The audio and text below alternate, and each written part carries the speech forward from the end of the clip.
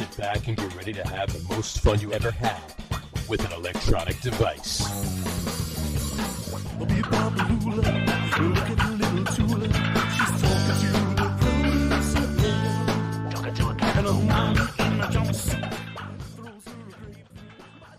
All right, everybody, welcome out to the Get On With It Sports Show. It is Wednesday, April the 10th, 2024. Jersey Johnny coming at you with me, as always, is none other than RadioPete and Mr. Harry Lug Nutz. How are you, gents, tonight? What? Huh? What are we doing? Huh? Is there? How do we do this? It's been forever. It's been 3 weeks because we didn't do one last week. That's right. Pete's in a NASA. Pete looks like he's in a NASA spaceship. I think he is, actually. This is remember in Apollo 13, the movie, Right? when they had to build something to like filter the CO2 out, so right? it wouldn't all die. Right. This is the room that they went into. That's the room. That's the room that Absolutely. Ed Harris was in, Right. putting everything together. Yeah, it's like you got I like all it. got the hoses. You keep bleeping like a NASA connection from 1986. Yeah. Well, no, he's actually in the lunar module going around the moon right now. I know. I am on the International Space Station right now. Excellent. Congratulations. I'm glad they've relaxed their dress code. Well, you got to stay comfortable. I mean, we're not allowed to wear shoes. We have to wear socks all the time. So I'm like, I'd go t-shirt and boxers and socks. That's right. Exactly. Hey, astronaut Pete. Whew. I love it. Anyway, all right. At least we amuse ourselves. We do. We amuse ourselves. I can't say about anybody That's else. the important. That's true. All right. So what's going on in the world of sports? What's going on in the world? Well, what's going on in the world of drinks first? I'm actually gonna. I got a little ice left in this. I'm gonna make. I was just on a. Oh, this is so fantastic. I was just on a bourbon show briefly the other day, and I have to make another one. I'm using Sugar Bob's smoked maple syrup. I just using with bourbon and black walnut bitters. I'm just making a small one for this show. So are you gonna put it on pancakes? No. It's going in a drink. It's going in a drink. See, folks, we're now prolonging having anything of substance. We're now mixing cocktails. I'm mixing a cocktail on the show. Exactly. Yeah. Black walnut bitters, because you got to put some black walnut bitters in there, and just a little bit of bourbon. And then I can enjoy the memes that we're going to do before we even talk anything about sports. Is this a mimosa? Oh, we're going to do the memes. I thought we were skipping the memes. No. Hey, guess what I got in my a couple of good ones for you. What do you have in your hydro flask? Water? I've got some water. Water? With what? With water? And I've got some 7-Eleven zero replenishment. It's like a Gatorade type drink, but it has no sugar and no carbohydrates. Packaged powder stuff? No, it's liquid. Oh. And it's actually pretty good. Oh, that looks good, John.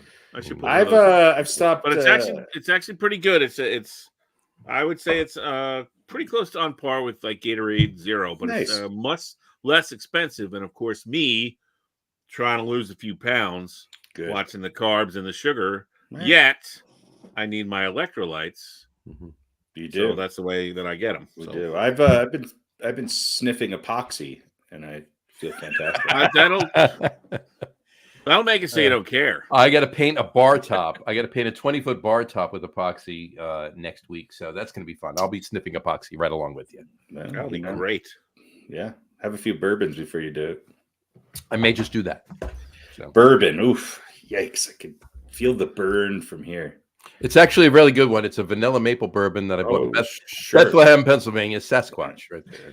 You know, there's people who drink clear liquors, and there's people who drink brown liquors, and both of those people are represented right here between. Never the twain shall meet. Well, we both enjoy beer, and you were drinking. You had me. I don't drink that much beer. I enjoy. Yeah, but you had me jealous of you last week drinking Cohesion. So. Oh yes, a Cohesion Cerebral collab. Look at me! Look at me! I'm gonna have to put on a flannel shirt. Yeah, really. You got to grow that beard longer. You got that. I just cut it so I don't look like what I see. What I used to look like in 1991 is what every fucking hipster looks like. What every hipster douchebag looks like now. Yeah. So now did you have a top knot or? yeah. And so now I'm now I'm trying to go the opposite. You know, it's like, although my flannel shirt was from Sears and was 17 years old, and theirs is from some boutique that their girlfriend. But I bet you right now, if you still had it, you could probably sell it for like $80 too. Oh yeah, you'd be the fucking king of the hipsters with the vintage. Man, Sears is not vintage. It's called. They don't need to know you got it at Sears in 1982. Just take the tag off and tell them it's an LLB, an original. True. What do they know? That's exactly right. I think they hold up as well. It's something about having the construction adhesive from framing houses. You know, exactly. Quite. Speaking of needs. Speaking of construction adhesive and framing houses, yes. There's Hart is playing at PNC again this year. Do you want to go? No. You need a good nap. Yeah. Well, I like Hart. I love Hart too, but you were tired that day from framing houses. Well, let's put it in perspective, okay? We're talking Hart in the era of Hairspray, and What About Love? It was 88, wasn't it? 87. So, 88. you know, they opened up with Barracuda, and then they went into. I woke up for the encore. You did wake up for the encore. That you did, right? And yeah. So anyway, all right.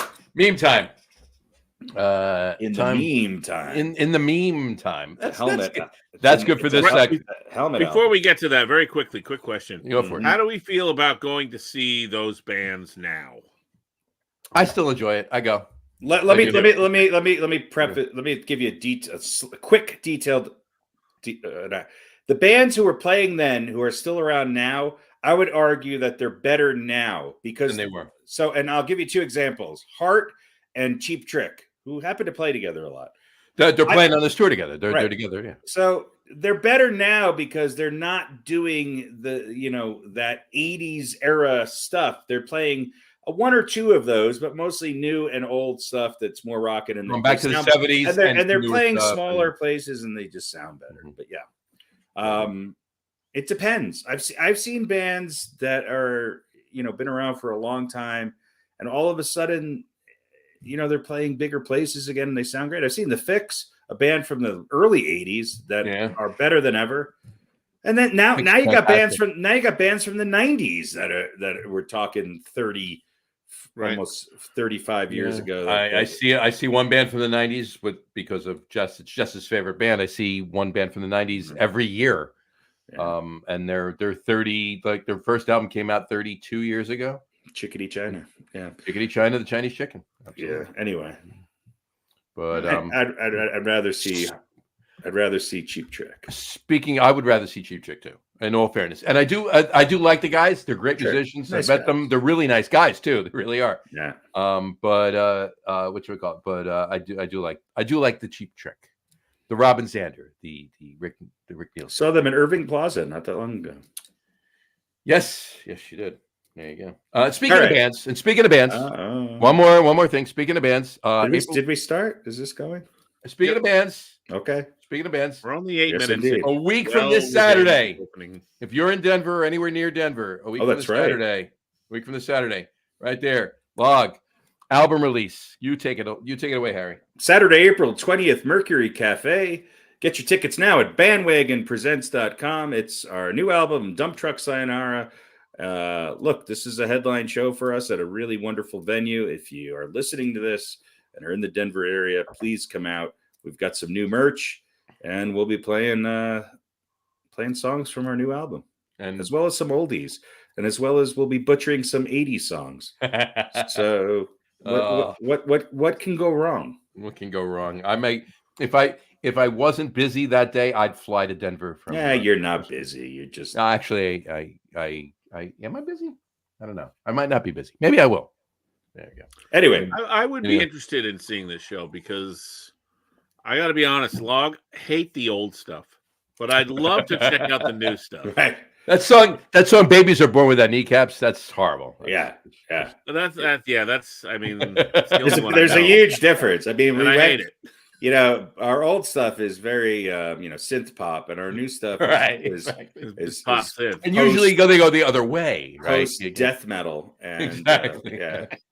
I think recently, I think recently we've been called cuddlecore. So well, I'm definitely down with that. And we definitely, Pete, you and I have to buy the hats. We definitely do, because we got to wear them on the show. Yes, we need the log hats. We need log hats. I think we should do a log hat and a bathrobe show. All right. I'm done with that. Talking about doing a bathrobe show for a couple of years now, and I think log hats would be. I thought you had been doing a bathrobe show. I thought it was all the time too.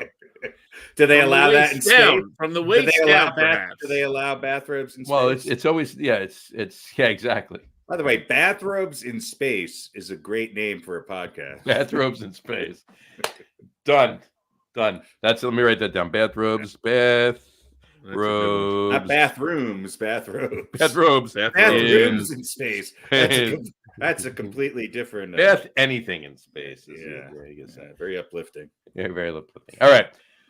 It's meme time. Meme time. In the meme time, as Harry just said. Yes. There we go. We're going to kick it off with this one. Here we go. Very suspicious supermarket. Yeah, at least they're honest. But what I love about this, if you could see the picture, is that the awnings were not enough. They had to put an awning on the awning. Right. Exactly. And it's crooked. Yeah, that looks like an advertisement for something. Yeah. I know. They're like, we don't want anyone seeing the. By the way, I feel like we've seen this restaurant before with different signage on it. It may very well be. I'm not sure, but it's a new one. Well, it's very suspicious as a chain. Yes. They have locations in Queens, Tempe, Arizona, and Portland, Maine. But they're growing. What I love is the business next to it. That might be the most psychotic, happy face sunflower I've ever seen in my life. It's pretty psychotic. Yeah. I mean, it's like somebody that was drunk painted it. Yeah, that's like that's an acid shop right there. Acid. Yeah. Exactly. Cool. All right. Very high as the sun here. Very suspicious supermarket. All right, next one. What do you think it was supposed to say? I don't know. Let's go back to it. I think it was supposed to say very suspicious supermarket. Well, I don't know what those. I don't know. Maybe it doesn't. Maybe suspicious doesn't translate very well. And from Asian to whatever this is, whatever it's Korean or I'm not sure. From Asian, yeah. Looks maybe Taiwanese. Well, it's an Asian culture. I'm not sure if it's Japanese or Chinese or Taiwanese or Korean or Vietnamese or whatever it is. It's not. Let's list all Asian. Let's list all Asian countries in this particular. Yeah. All right, next. Anyway, next, here we go. All right. Whichever floor you're on, you'll find our service on another level. Sure. Yeah. Sure. Yeah. I mean, at first glance, that was a good.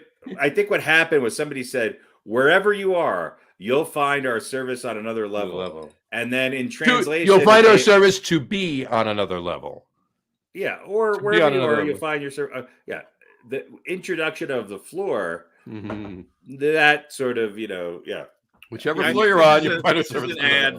This is an ad that assumes a level of intelligence of its audience that is not there for probably no. Exactly. This is the most elusive business of all time. It's clever. You'll and we don't know what they do, and you'll never know because it's obviously. I mean, wherever you are, there's somewhere else. It's a multi-floor business, probably like a department store or something like that. Right. Maybe hotels. It could be a great hospital. Surgery, exactly. Where there would be a difference between what goes on. I hope it's a life-saving business. I hope it's involved somehow in saving lives. What is the picture there? Is it? It looks like somebody's rolled cuffs with maybe. Yeah, that's what I was thinking. Yeah, so maybe it's a shirt factory. I'm not quite sure. If it's surgery, if somebody's bleeding, talk about suspicious. They're running up and down the escalator saying, "Oh my God, I'm bleeding. I'm on another level." Yeah. Maybe it's Cubert. It's confusing. Could be, right? Cubert. There you go. It's Cubert. There you go. Levels. All right. It's levels, Jerry. It's all levels. It's all another level. All about levels. It's all about the levels. All right. Next one. Easy home toilet seat now with soft cheese. Yeah. This is the first one that's actually made me laugh. Aldi finds limited time premium buys. Easy home toilet seat with soft cheese. Well, all right, let's break this down real quickly. Okay. The toilet seat with soft cheese. That's great. What does Easy Home? Well, it's not an industrial model. Right. It's a residential. Not for an office. Residential. Yeah. Now, Easy, that could, I don't know. Maybe that's. I mean, I guess the soft cheese tells you that you can only use it at home. Yeah. It's got loose hinges. That might make it easy. Or yes, because that hard cheese is only for like an office or industry. Right. Well, light industry, maybe. If you had a toilet seat ringed with a Parmesan rind, you could probably get through it.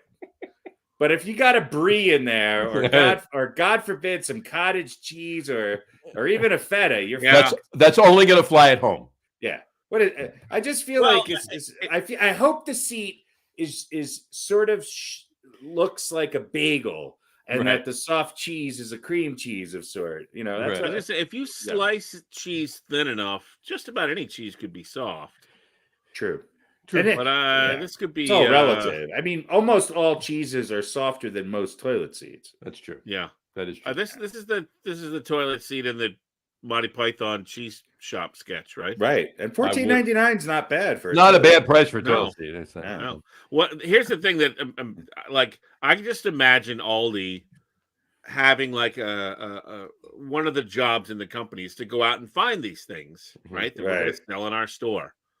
And so some, young executive, some kid straight out of college comes in one day and he's like, "Hey, I found it. The Easy Home toilet seat with soft cheese.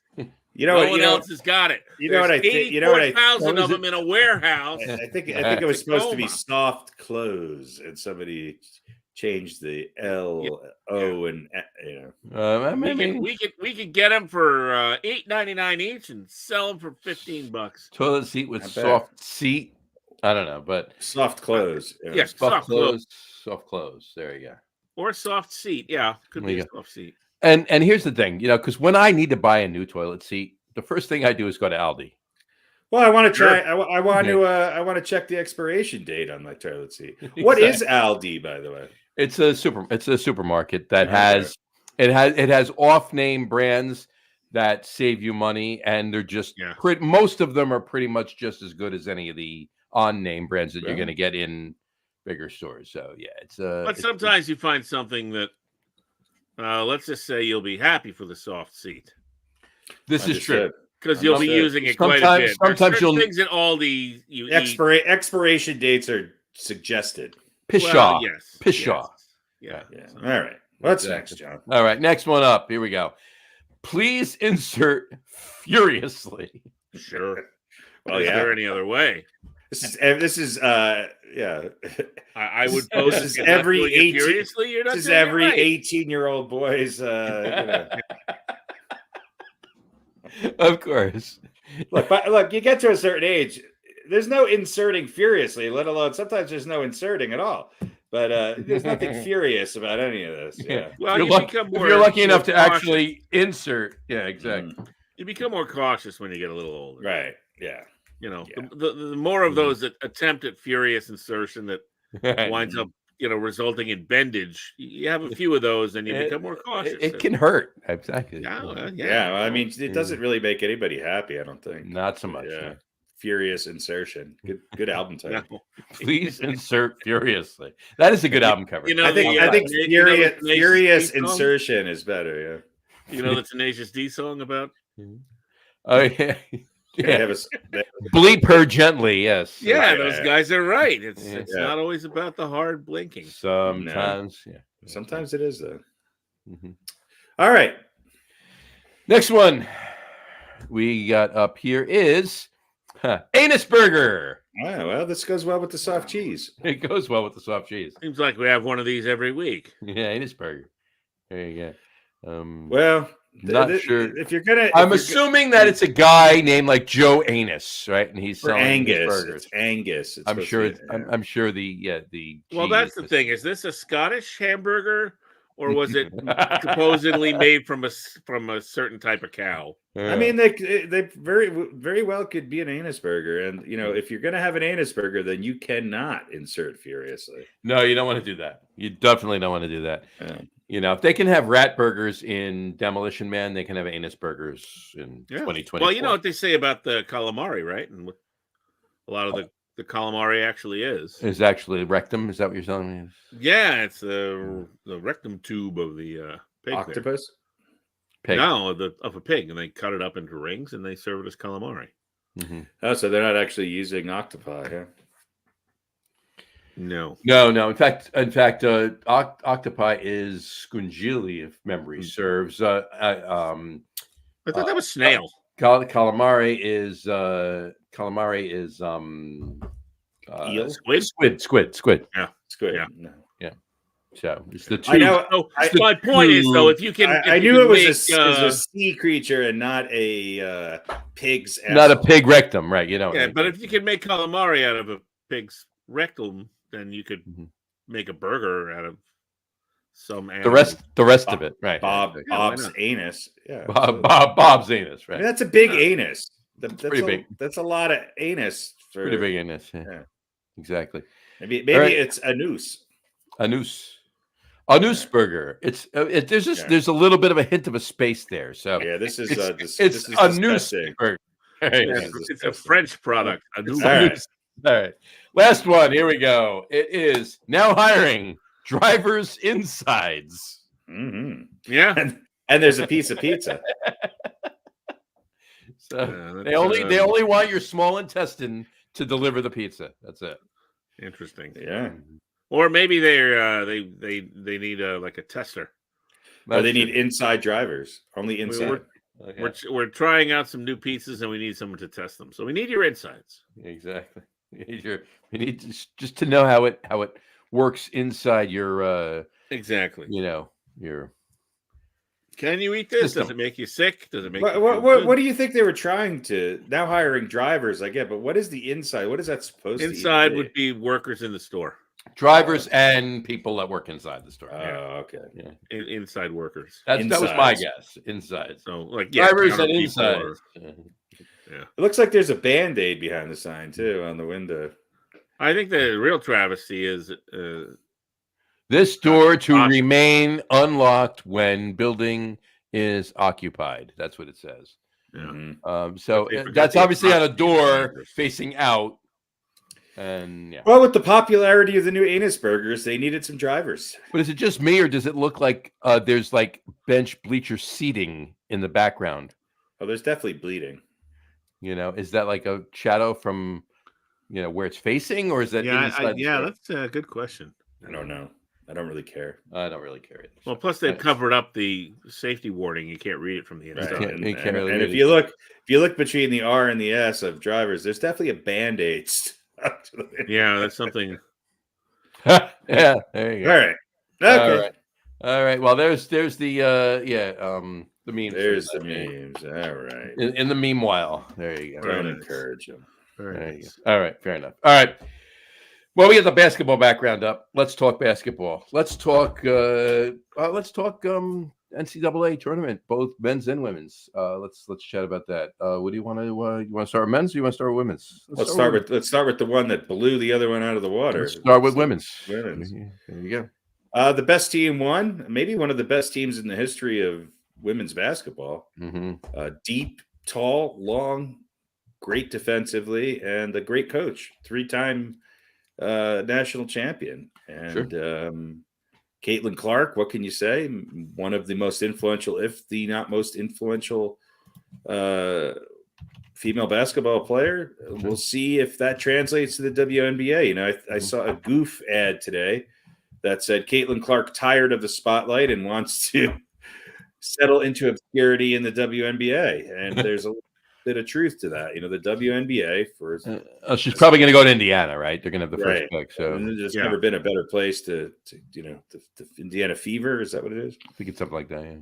Yeah. look, I think if there's one person who could try to get people over from college into the WNBA, it's her. And then there's a couple people that have been barking and telling her she's going to have a wide awakening, some 42-year-old players on their last legs who are saying she's going to have a hard time. So, you need the villain, you need the Caitlin Clark hero. We've got a great class coming into the WNBA. I actually watch a lot of WNBA, so I think I'm an anomaly. There's a lot of empty seats. And but the people who all of a sudden were going to see these women of LSU or South Carolina or Iowa at college games, maybe they can hit an arena of choice in July and support the WNBA. I don't have a WNBA team here in Denver. I wish we did. But I think it'll be interesting to see if she can, if these women, the Angel Reeses of the world and the Caitlin Clarks if this will translate onto the next level. And maybe it will. We shall see. We shall. I'll just say this very quickly, just throw out a quick number at you. Average for the final game was 18.7 million viewers. Mm-hmm. Peaked at 24 million, which was about 10 million more than the men's final. So people were interested in this. And 24 million, if I'm not mistaken, that was more than World Series games. And I also heard today that is more than some regular season NFL games. I bet it was more than the average per game NBA finals as well. Yeah. And it was more than the NBA finals last year. It was more than any World Series game last year. It was more than most football games last year. Yeah. There was some Sunday night games that so there were a lot of people watching this. And, right. It's the one and done nature of these games, which makes it more exciting. The other thing, correct me if I'm wrong, in the past, I think haven't they had the women's final after the men's final? No, it's always before. It's always before. It's always men's are on Monday night, women's are on Sunday night. So the women's. No, this wasn't Sunday night. This was Sunday night. The women's finish first, and then the men finish the day after. But that never happened. What I'm saying is 1:00 Mountain Time on a Sunday. I think it was primetime viewing, and it was it was on a Sunday. It was 3 p.m. Eastern time, and across the rest of the country. The men's game. True. I was actually shocked that it wasn't prime time. Honestly, yeah, it was. Well, I think that was. I think they got it right. No, look, I think they did. I think they got it right because a lot of people. There wasn't anything else really going on, and there's a lot of kids watching this. There was some bowling and some, paddle tennis. But pickleball tournament was no competition. The thing about the men's game, you can't start the men's final at fucking 9:30 at night on the East Coast. No, that's ridiculous. You just can't do it. The Super Bowl is the biggest sporting event in the universe. I mean, don't cater to the fact that they're in Arizona, right? Don't cater to the fact that they're in Arizona, so you got to start it at 6:30 in Arizona. Started at 5:30 in Arizona. It's got to start at 8:30 or so. Yeah, it's the freaking final. People are going to watch it. Exactly. But I will. Especially because, all right, or if you're gonna start it at least at 9, or you know what I mean, 8:45. Don't drag it out until 9:30 with this endless back and forth, cutting to the studio and then showing them warming up. You don't need all that Super Bowl hype. Here's the other this thing, kind of game. Right. Here's the other thing that helps: familiarity. All right, we had LSU with Angel Reese versus Caitlin Clark in Iowa, Part 2. Okay, we had a redemption game with South Carolina, who had lost to Iowa the game before. Now, granted, there was a lot of, but their faces and the teams are familiar, and the women stay longer, they play for longer, a lot of them play a full 4 years, and that helps the women's game as compared to the men's game, which but I would also say a lot of that interest was initially generated or is a byproduct or an addition because of Caitlin Clark. Right. Caitlin Clark is the needle that brings people in. and then they learn those backstories and they learn that history, or they're watching her for the last couple of years. Now we're going to see who's going to be. Not that I like this phrase, the next Caitlin Clark, not necessarily as far as the what she does on the court, but who's going to be the next. Well, I'll tell you who was the previous. I'll tell you who was the previous Caitlin Clark, and that was Diana Taurasi. Right. And I love Diana Taurasi, but she didn't move the needle as far as viewership in the WNBA. Right. And hopefully some of those people will continue to watch the women's game and continue to watch the NBA. But you're right. We learned about those stories and we learned about those those rivalries and all that. And look, neither one of these games, honestly, was a really good game. Right. You know, they were both blowouts. Well, they said the Friday night game with are you talking about the two to I'm men's talking about and the women's? finals, the men's and women's finals. The women's game was a lot better. Well, women's game was better. Was better, but it was still a men's game was good in the first half, but then the women's first game quarter. The first half of the first half. It wasn't officially over until one swing in the fourth, but yeah, exactly. But it was game. It was and the men's game. The last 10 minutes were really just how that was stupid. Yeah, sort of. Look, but I will say this: what was interesting, I find, is what South Carolina did, and they were the better team, no question. Mm-hmm. Is they said we're gonna bury Caitlin Clark. We're gonna chase her around. We're gonna put somebody on her. We're gonna chase her around. We're gonna deny her. Let the rest from the second quarter on. Yeah, right. Raven didn't cover in the first quarter, but yeah, right. She put up 18 in the first quarter, and they said, okay, we gotta.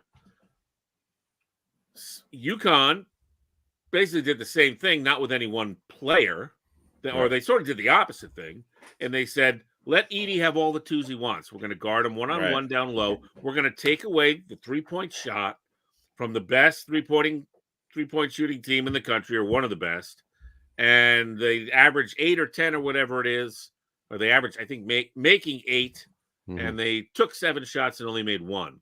So it was just this one element of each game. So on one side, you said, we're going to stop Caitlin Clark as much as we can and let the rest of the team beat us, or force them to beat us, I should say. Right. And on the men's side, they said, we're going to let Edey have all the twos. They're not going to win that way. They can't. He can't score 75 points. And what was interesting was Purdue, especially late in the game. I mean, is there just no way that you can get a halfway decent 3-point shot?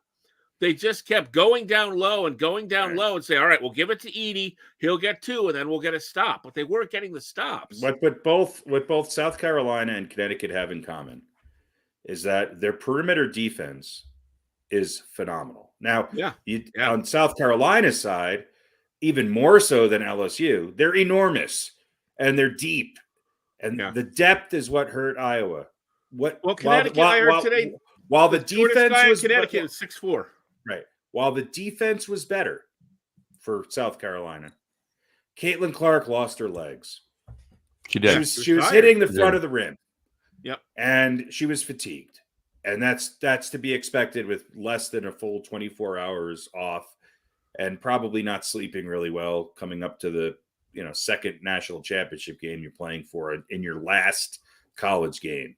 So it's just depth has a lot to do with it. I think it was the same thing with Purdue. It's just typically when you have a team that's deeper and more versatile. Look, you look at South Carolina, nobody jumps out off the stat sheet. You watch the game and you could see everybody had a role. Same thing with Connecticut. They have great players, but no one's scoring 40. No one's scoring 37. They're scoring 14.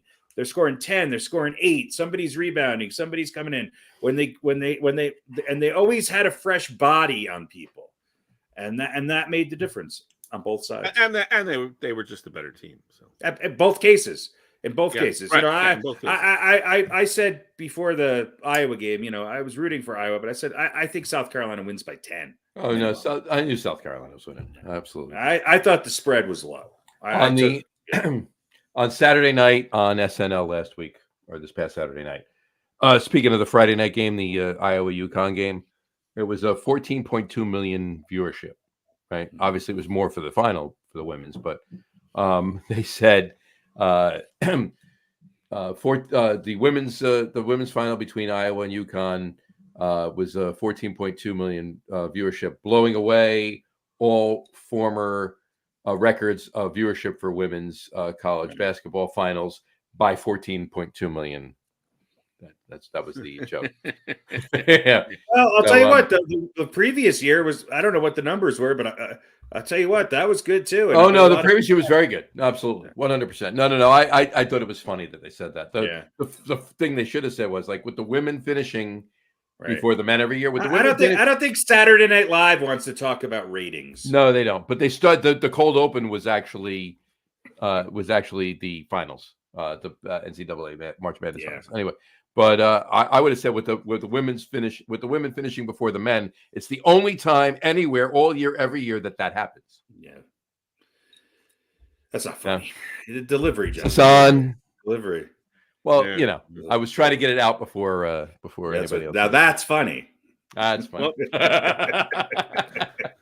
right, let me ask you guys this, because Danny Hurley said the other day that he thinks like he feels that this back-to-back by UConn is more impressive than anyone else who's gone back-to-back.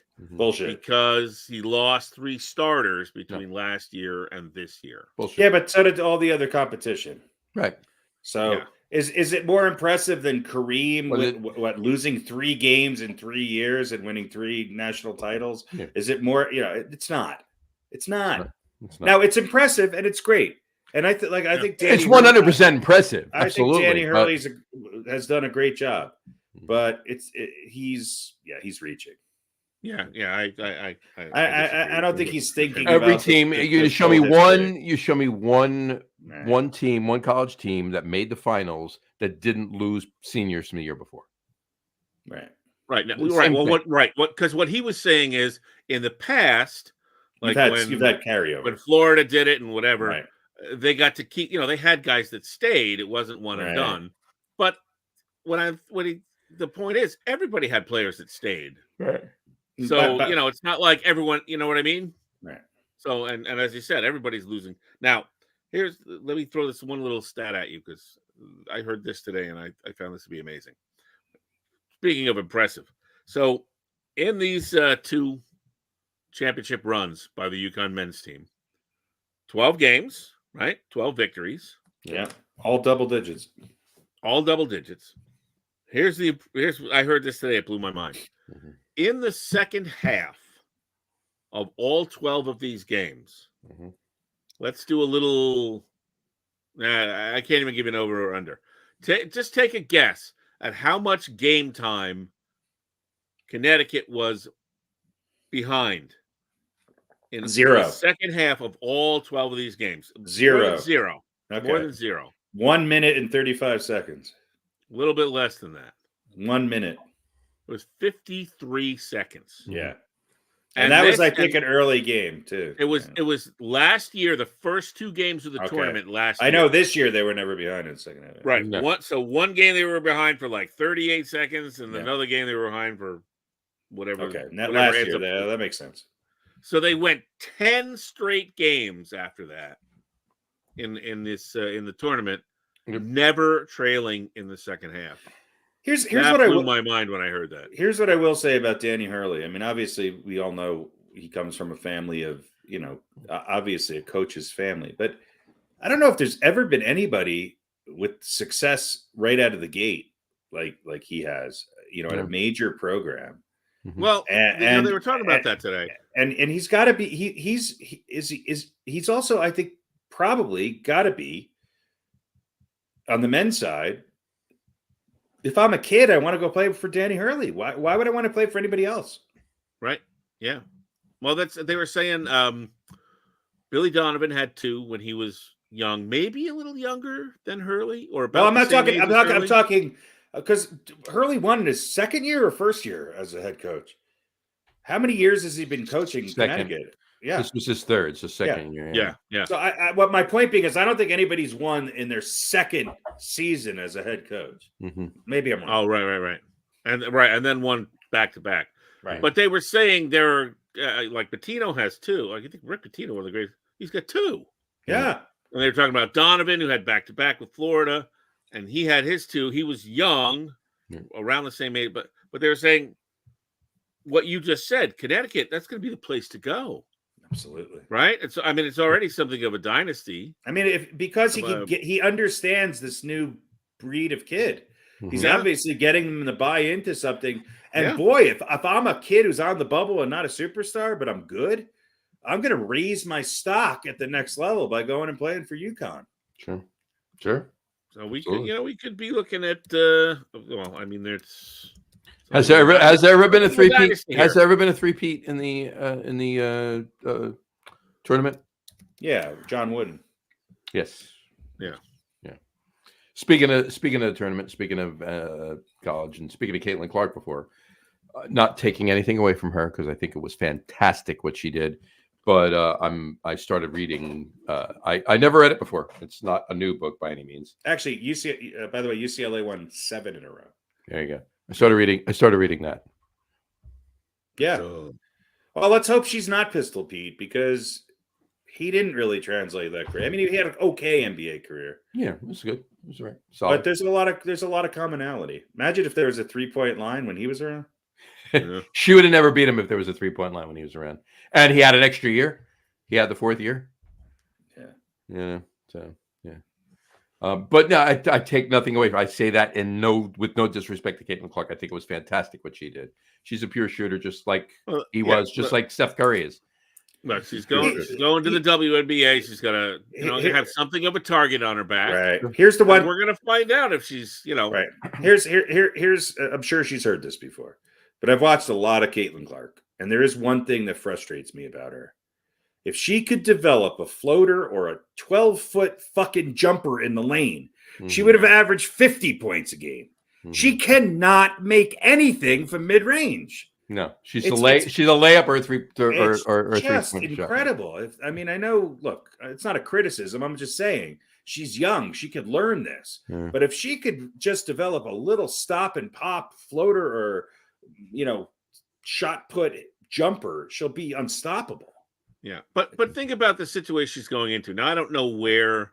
Look, obviously, well, I don't know the standings of the WNBA. I would imagine Indiana, since they're having the first pick, is not a particularly good team.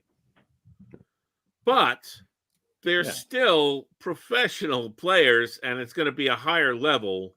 Yeah, and there's going to be a lot more size. Right, but there's going to be a lot more skill than the Iowa Hawkeyes. And there's also going to be a lot more help around her. Right, exactly. So she won't have to do so much. There's She's also a great passer. She can shoot. Passer. We know that. So maybe she won't have to quite carry. Yeah, the team. and look, there's also going to be a lot of other players that around the league that leave teams over the years that are going to want to play with her, and they're going to go. And maybe future players, not current players. Well, whatever. 6-1. Yeah, I will say this too. There were passes. She had some bad passes. She just turned it over. Current players that are leaving the team that right. the team, that's what I'm saying. But she also put the ball in people's hands where all they had to do was lay it up, and they just couldn't. So I mean, yeah, that's what I'm saying. You're going to have she's going to have a lot of help around her, and a lot of players that are going to be able to make those shots, and be able to do some things more consistently than college players do. Sure, right, sure. All right, good luck to her. Cool. Well, it was fantastic. I will say that the three of us. Hold on, I got to pull this up. The three of us were absolutely horrible in picking who we thought were going to go to. Well, Pete had UConn, right? I picked UConn as well. Yeah, and I had UConn in the final. I just thought Houston would beat him. Yeah, so Pete had. It was terrible. I threw out the sheet the other day. That's how bad it was. I didn't want. No, we were horrible. I'll tell you what. I was good in the early rounds, which I'm usually not, and then it got to the later rounds and fucking. All right, the three of us all had UConn in the East. All right, and Pete and I had UConn winning, and Harry had Houston winning. But every other team we had did not make the Final Four. No. So Right. I mean, yeah. I think I was floundering between Arizona and Purdue. They were in the same region, right? And Yeah. I said, which one is? And I said, oh, Purdue's going to flop. Arizona's going to. I got that wrong. you had no. You had Purdue. No. You had Purdue in the Final Four. I did. Okay. You did. You had Purdue in the Final Four. Okay. You had no. Midwest was Purdue. They weren't in the same. You had Okay, Arizona. okay. You had UConn, Houston, Arizona, and Purdue. Okay. Pete had UConn, Houston, Baylor, and Texas. I had UConn, Marquette, UNC, and Creighton. So I got 2 out of the Final 4, right? You got 2 out of the Final I Four. did the worst. But Because yours were didn't gone go before very mine. far. Your 3 were gone before totally before mine. Yeah. And, I think Harry you had also 2 in the Final Four. I think you also picked a team that wasn't in the tournament to win the Midwest. he had Fairleigh Dickinson in the right. Final Four, right? Yeah, I You thought had this was their Apollo year. College in there. I thought the Generals were due. Upsala. He had Upsala. That's not even a college anymore. He had That's why it's funny. That's great. It's a hospital or something, isn't it? It's a hostel, a youth hostel now. Yeah, It's a hospital. No, it's a hospital. Fairly A hospital. That's right. Well, Yeah. Anyway, all right. who do you guys think was the biggest disappointment of the men's tournament? For me, Marquette and Creighton not making the Final Four. Yeah. I think it's got to be Kentucky. UNC. I'd say probably a tie between the two, Kentucky and UNC. And I will say this: I enjoyed watching CU. I mean, I know the men didn't get as far as the women, but CU went up against a tough Iowa team. It wasn't really all that close, but I think the CU women's team, they got a bright future. Yeah. So we'll see. Yeah, we will. It's nice to see basketball at the University of Colorado, seeing both teams in the tournament again. Yeah, no, it was fantastic. Absolutely. So, all right, cool. All right, let's listen. I would have to say Kentucky. Yeah, that's what I said. And I mean, so much so that their coach left. Well, let's touch on that a little. Well, bit. Yeah. I mean, there's that. So, was that not the weirdest? Okay, so my understanding of they hate him there. They hate him. Yeah, he They're quits. sick of him. He quits, and then it gets leaked, and then he's asking to come back, and then he does the strangest video of all time where he talks about him and his wife. Decided that it's time for a different voice at Kentucky. I'm like, you're not the governor. You're the basketball coach. Yeah. Well, in all fairness to him, pretty much the state of Kentucky, the University of Kentucky basketball coach is pretty much kind of close to the governor. Yeah. They're on the same level-ish, Yeah. And he's going to go to Arkansas? It's a basketball school. Arkansas? Yeah. Look, they're this second best team in the conference. Yeah. So, it's still a step down. But they didn't. I don't know if they were going to get rid of him, but I tend to think they were going to. I think they said. I think he was done. So him quitting was, putting the kibosh on being fired. They hate him there. They're sick of him. So, yeah. But look, if he, what I heard people talking about was he wasn't ready or didn't want to or didn't have the energy or something to like rebuild the team. You know what I mean? To go through all that long process. No, he's going to have to go through that at Arkansas too. Yeah, but he's going to be a lot of these older coaches are just out of touch. Speaking, yeah, well, I think that's part of it too. But if he wins a couple games, or at least one game against Kentucky every year, then there you go. He's got something to hang his hat on. Well, he should. I mean, he's one. Anyway, speaking of great coaches, I'd also like to just congratulate Tara Vanderveer, the winningest coach of all time in NCAA basketball history, on a wonderful career. And as she retires after 38 seasons, damn. So I think we have to got to acknowledge what she's done for the game as well. There's some great. How close is Oriama to her?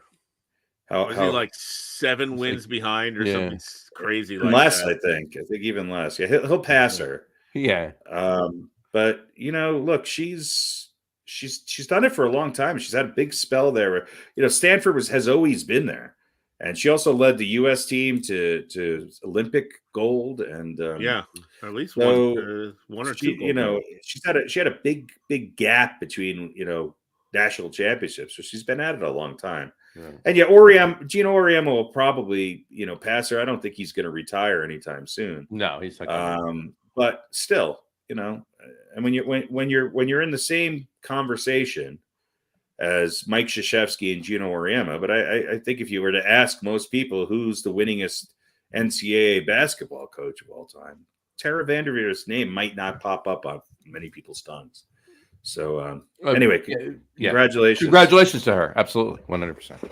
So, all right, cool. That was a great take on that. Let's skip NBA for a second. Let's pop into baseball for a moment. Baseball, yeah. Baseball have been very, very good. Baseball have been very, very good. You guys are still watching? Baseball have been. I haven't watched the game yet. Hold on. Yeah. I have not watched the game yet. Baseball have been very, very good to me. No, the Mets need Chico Escuela. I think the Mets do need Chico Escuela. Here you go. Anyway, I was all right.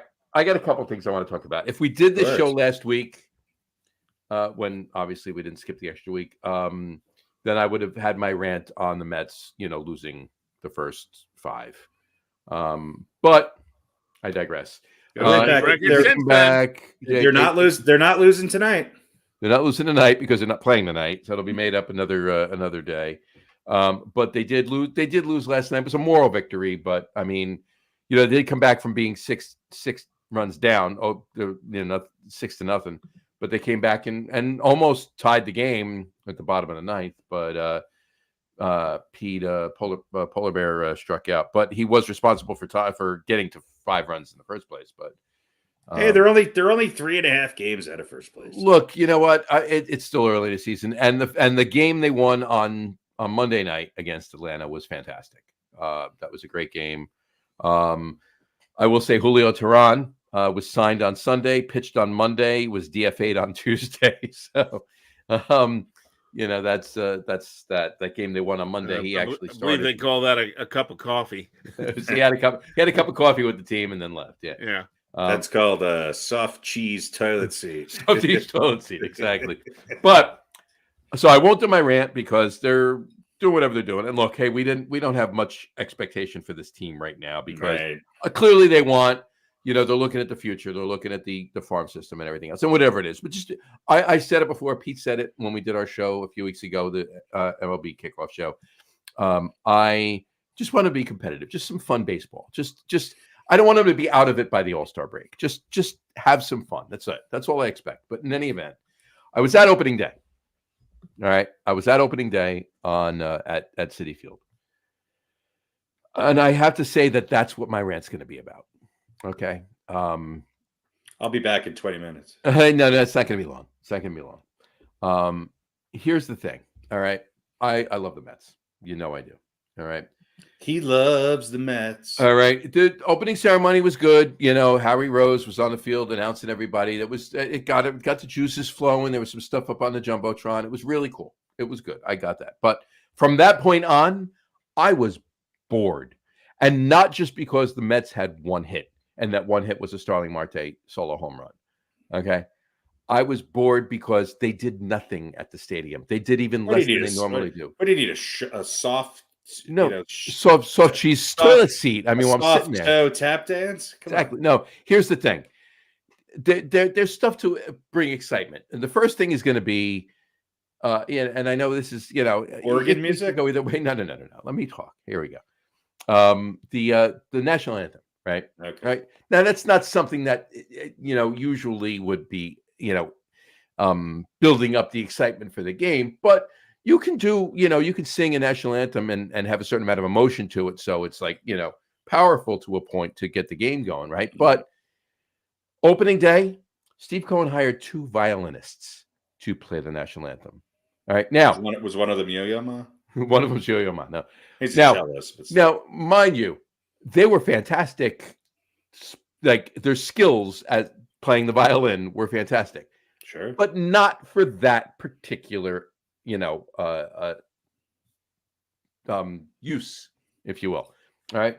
They had no other instrumentation. It was just two violinists playing the national anthem. You were looking Opening for day, Nicki Minaj. I did not Nicki Minaj. No, I wanted, Whitney Houston would have been nice. Well, she's dead. But yeah. Well, I said it would have been nice.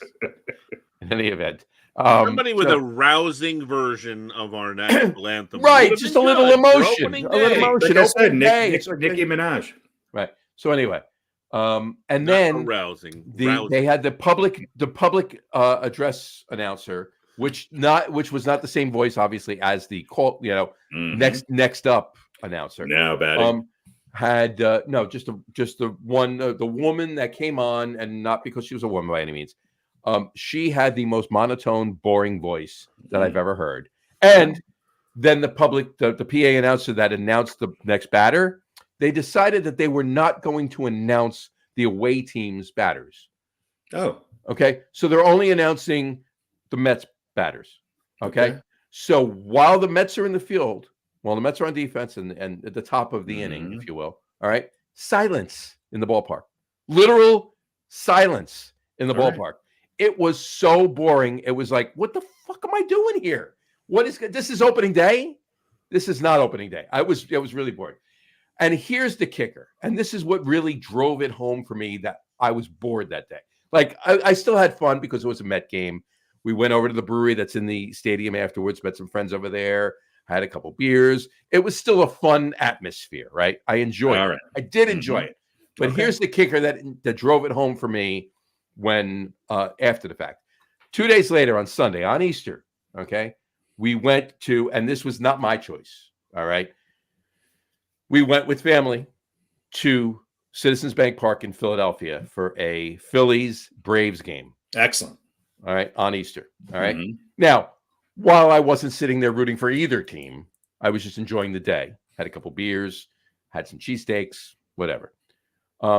It was ridiculously fun atmosphere. Of course. If you were a Phillies fan, you were having a blast. Did they hide eggs? Yeah, right. No, they did not. But it was literally, they got the crowd into it. It was literally a fun atmosphere. So while I'm sitting there as a Mets fan at a Phillies-Braves game in Philadelphia, not enjoying the game either way, hoping it ends in a tie some way, obviously. It was literally fun. It was a fun day.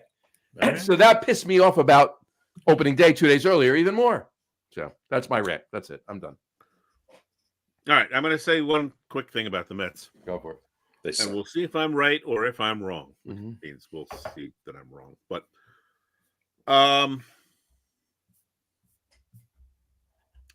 when the Doubledays and the Wilpons co-owned the team, and then the Wilpons stepped away. Yep. Right? They sold their interest. The Doubledays stepped away. The Doubledays. Sorry. And the Wilpons took over. I said to my wife at that time, the wrong family just took over this team. And we see the results of that. And as much as I hate to be gloom and doom and a naysayer, even though it's my natural state of being, I'm going to say this right now. This team, the New York Mets, the organization, I don't mean the team that we have this year. I mean this organization will never win a World Series as long as Steve Cohen is the owner. Wow. You guys were loving on Steve Cohen. The mojo. Years ago. We love his money.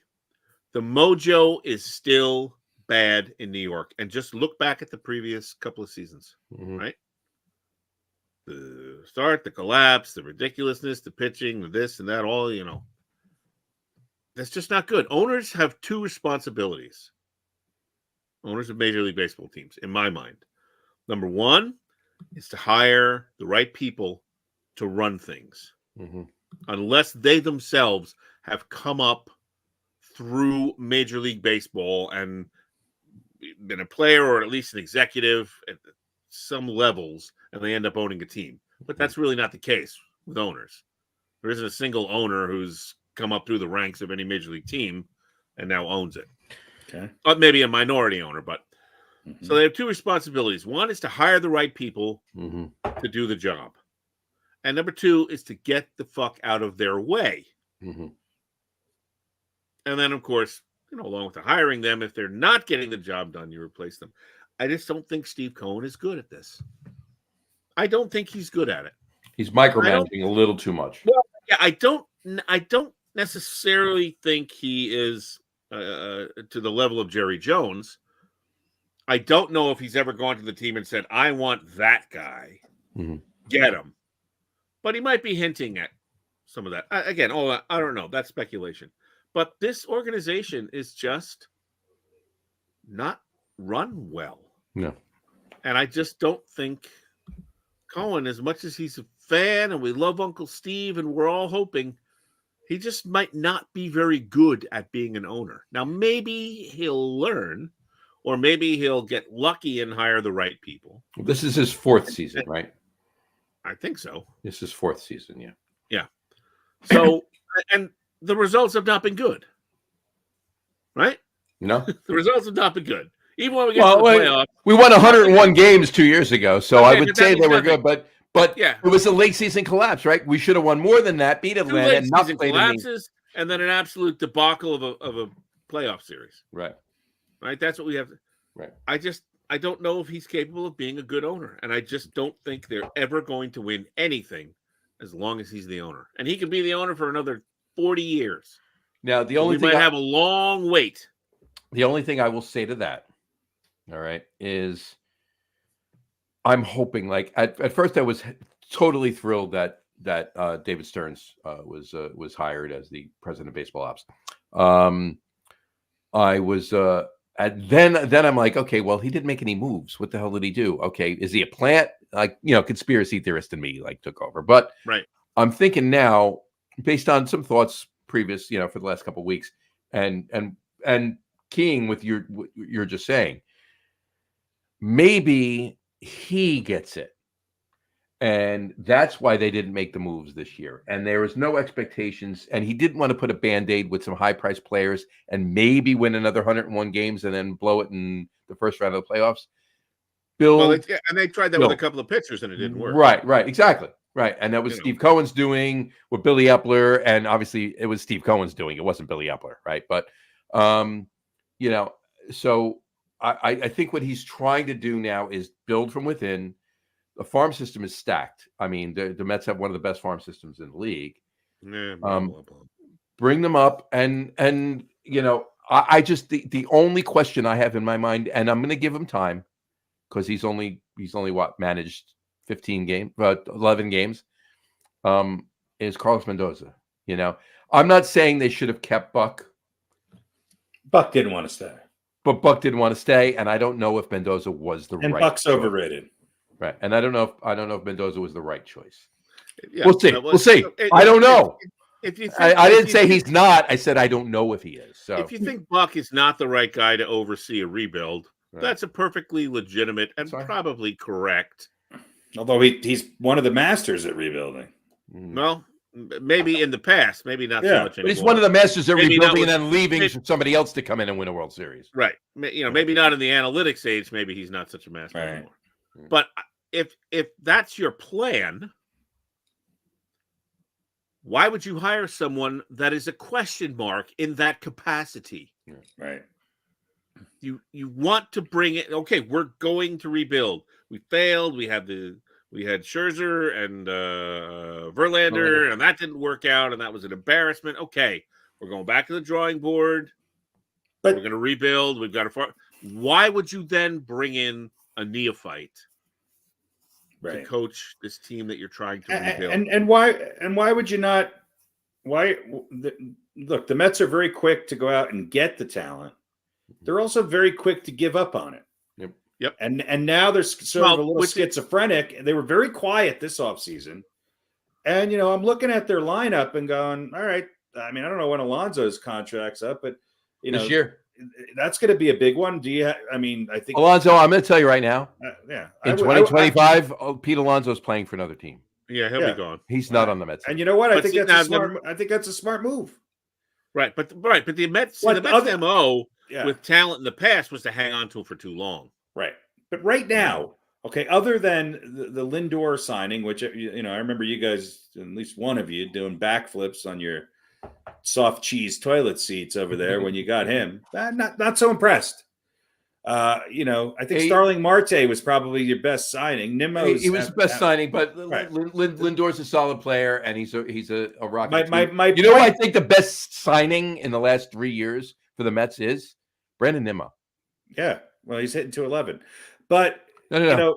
The reality right of it now, is I look at this lineup, and it just doesn't scare me like their lineup did 3 years ago. And their results are pretty much not too far away from the same lineup it was 3 years ago. They don't have the guys. They don't have the pitching, and they don't have. Who are the guys that you're rebuilding around on this team?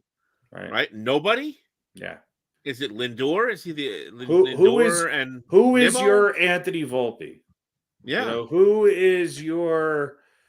I understand it takes time for this farm system to mature, but there'll be 2 or 3 of those farm boys up by the end of the season.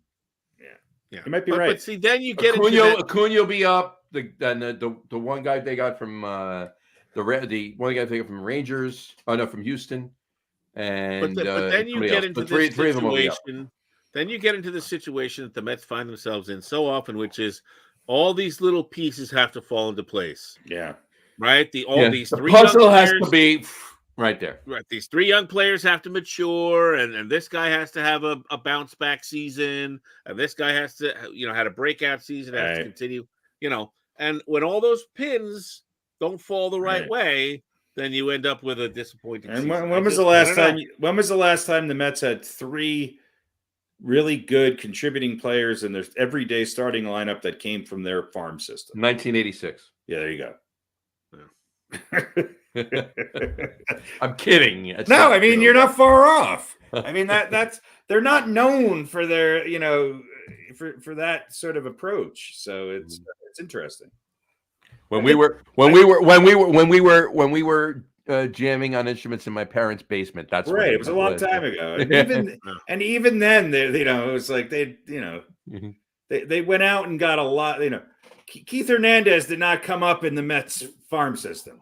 Okay, he was an ex MVP who they signed in free agency. So the Mets' success, co MVP. He was co MVP that year. Right. Well, all right, whatever. Jesus Christ. Anyway, yeah. And this year's big offseason signing, who I like, Harrison Bader. So there you go. That's my point. Yep. I do. Yeah. He's a block. He's a block in the rebuild. He's a block in the rebuild. He gave a 1-year contract. I don't think he's that much of a block in the rebuild. Well, he's a good if he doesn't work out, then they get a new block. It's being practical. Right. Well, I think it's my take on it is that the Mets went from being a team that wanted to compete with the Dodgers to being a team now that's not really doing anything. I don't see the rebuild that John talks about, and I don't see the rebuild's in the minors right now. But you know what I'm saying. We don't see the results of that yet. Yeah. I feel like the Mets are the worst of both worlds right now. Yeah, fair enough. All right. On one other thing on the Mets, really quick, if you notice somewhere in number 16. Yeah, who's that, John? That would be Dwight Gooden. Dwight Gooden. Dr. K. Is this the day we're celebrating his Sunday, this coming Sunday at Citi Field is Doc Gooden's jersey retirement day. They're retiring number 16. All right. They're retiring that number. I'll be there. So however, I just wanted to bring up, if you recall, you were not on the show that night. Pete and I did the show with Dennis, the gentleman that started the K Corner. Mm-hmm. Probably about 3 years ago we did that show now, right, Pete? We had him a decade ago. Yeah, I know. We had him on the show. They did a special. SNY did a special on Doc Gooden, leading up to this jersey retirement, where they aired it last week. Or 2 weeks ago, or something like that. Right, but opening day they edited. And Dennis was on the show. SNY actually went to his house, interviewed Dennis. I did find out from Dennis the other day Dennis will not be at the game on Sunday. He's not going. But they a local artist built a 6-foot K that as people walk into the rotunda, they're going to be asked to sign it. And it's going to be presented to Doc Gooden, and it's in honor of Dennis's K corner. So that's pretty cool. And is the back of the shirt going to have the Yankees on it? The back of the shirt is not going to have the Yankees on it. But what's fun? It's funny you say that because one World Series each. It's funny you say that, and a no-hitter for the Yankees, but none for the Mets. But that's on Doc Gooden no-hitter day. They'll do that at Yankee Stadium. But here's the thing, though. They're announcing. Are there going to be little baggies hanging from the no, that's all done.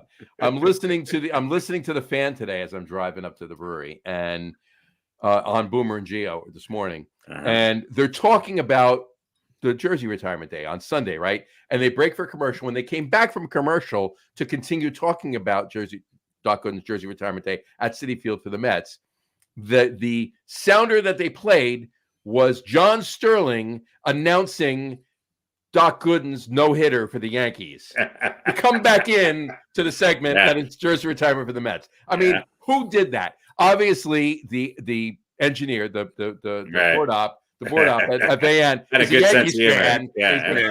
Get them right.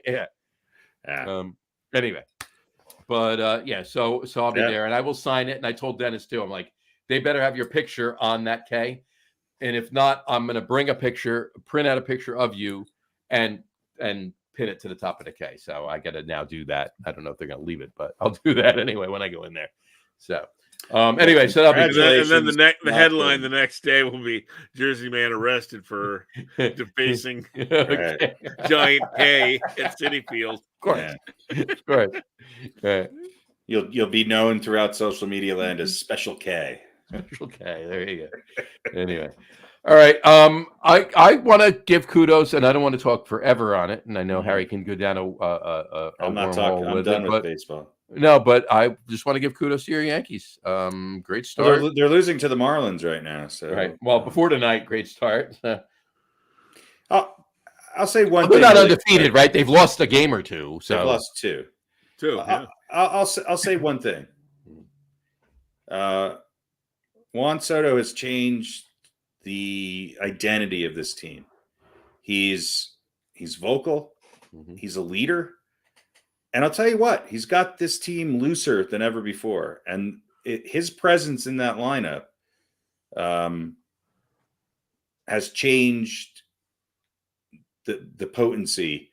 He's made a very mediocre lineup other than him and Judge way more productive based on his presence in that lineup. And I think, the Yankees are still dealing with some, their lineup's still missing some pieces, but his presence is way better than I thought it would be. And I'd like to give him credit for that. The other thing too, is that knock on some sort of piece of wood, Stanton's hitting the ball. He's still striking out like Dave Kingman, but he's hitting the ball. He just hit another home run tonight. He had a monster grand slam over the weekend. If that happens, then this Yankee team, they're pretty stacked. Okay. I mean, they could be okay. If Stanton stays healthy, if Rizzo stays healthy, if Volpe keeps hitting the ball, I mean, they have a murderer's row of sorts of right. And of a bench. The big question mark has been the two people that I've been the most disappointed with as their tenure as a Yankee. Has been Stanton, who I just talked about, and Carlos Rodon. Sure. So far, Carlos Rodon has looked pretty good. About as good as you could expect from him. So if they can get decent starts out of Nestor and Rodon, Stroman looks like he's going to be somebody who's going to be, okay. And they can get Cole back, they got a chance. Right. Yeah, I'm not going to go too crazy over on. No. It depends on what happens with Cole, obviously. And on that note, just to pop back over the Mets for a second, I didn't mention it before. Kodai Senga, the Mets' remaining ace, just landed on the 60-day IL today. Yeah. So don't expect to see him until 2025. A lot of pitchers are dealing with injuries right now, and it has been for the last 2 years. Did you see the newest complaint from the Players Association? The pitch clock, yeah. The pitch clock. And then Getting hurt because of pitch clock. And other players have come out and said it's bullshit. So, well, I mean, it's one of two things, right? It's either the pitch clock. Alfred Hitchcock. Right. It's either the pitch clock in some way, shape, or form, or it's the fact that every pitcher is trying to throw 120 miles an hour. I think it's both. I think it's all things combined. Well, I don't think it's the pitch clock. I don't think it's the pitch clock alone. But no, I don't think the pitch clock has anything to do with it. I think that we're so focused on spin rate, and it's very hard for pitchers don't go deep into games, which you would think, okay, that should help their arm, but it doesn't because they go all out. Right. The 4 innings that they pitch, the wear and tear on their arms is like 14 innings. Right. And they've been going all out at a younger and younger age. Right. It's not just, they're pitching the way they used to through their high school years and college years, and then they get to the majors, and now they start cranking up the torque. Well, here's this the thing. is what they're being taught. You're not going to pitch very long, so throw as hard as you can, put as much spin on the ball as you can, get the most out of that 4 or 5 innings. And, you get when you've got guys that are throwing at that with that sort of whipping motion and putting that sort of strain on the human body, it's kind of not the rotation built to do that. It's the rotation in the arm. Well, it's I think my son-in-law to be, I think, hit it on the nail on the head. When he was on the Reds. He was drafted by the Reds. He made it to Double-A, but he blew out his UCL in his pitching arm. But he I think hit the nail on the head. Younger pitchers now are well, pretty much every pitcher now, right? It's not the older guys are retired, right? Every pitcher now, the younger kids, they're pitching. Years ago they pitched from March to August, maybe September. No, you're pitching year round. You're pitching 12 months a year. You're never not pitching. So your arm is twice as used by the time you're 22, 23 years old as it was 30 years ago. Yeah, kids sports are year round now with travel teams and all that stuff. They don't get a break. And that's definitely a big part of it. The other part of it is that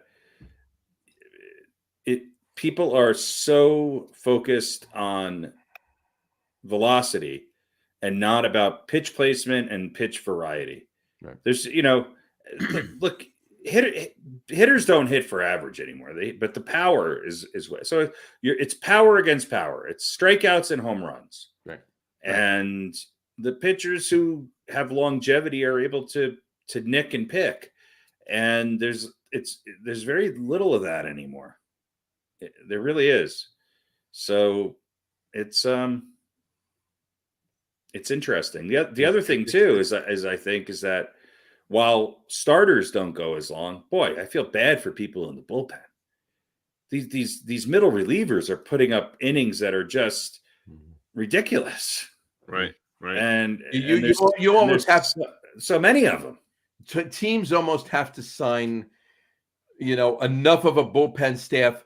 Just what starting pitchers that they're going to use in the middle of games. Right. You don't need 5 starting pitchers. You need 10 because half of them are going to fill in for the starting pitchers after. Yeah. The Yankees had starters, and if the game wasn't close, you finished the game, even if you gave up 5 runs.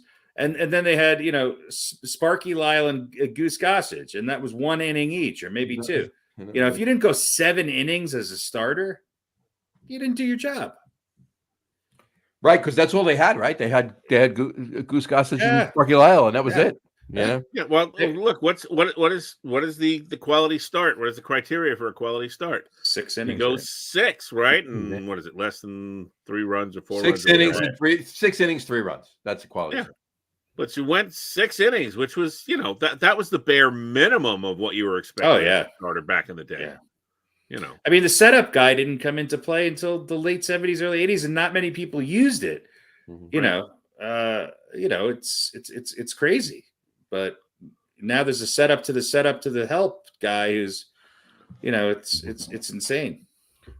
What would Phil Niekro say today if he was taken out in the fourth inning of a game? He'd say my spin rate is still 12 miles an hour, and I could still go 8 innings. But the one thing that would hurt Phil Niekro is the little bit of in-between innings checks. Oh, yeah, that too.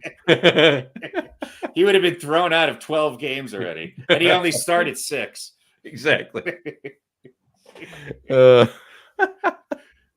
Well, there you go. All right. Anything else on baseball? Yeah, a couple quick things. Go for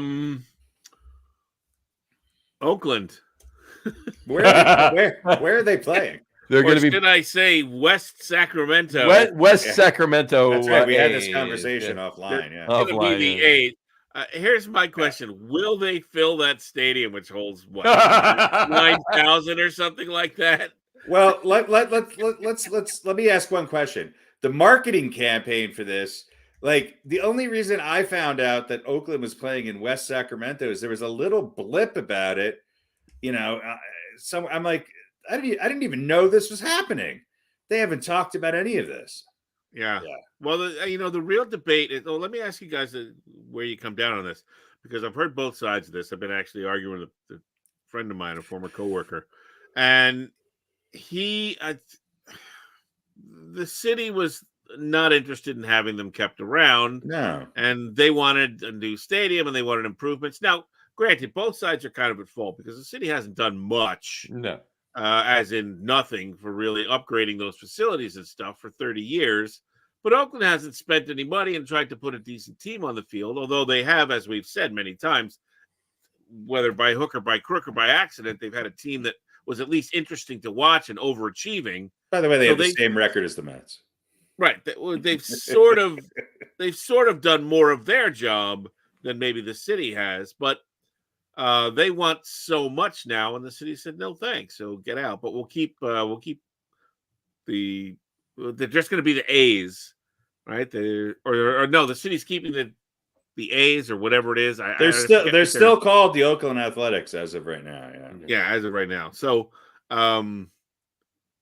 who's really more at fault here? Is it the city for doing nothing for decades, or the team for just? I'm gonna say 50-50. I got to go 50-50. I have to go 50-50. It's a divorce that's being dragged out. I mean, name one player on the A's. Dave Stewart.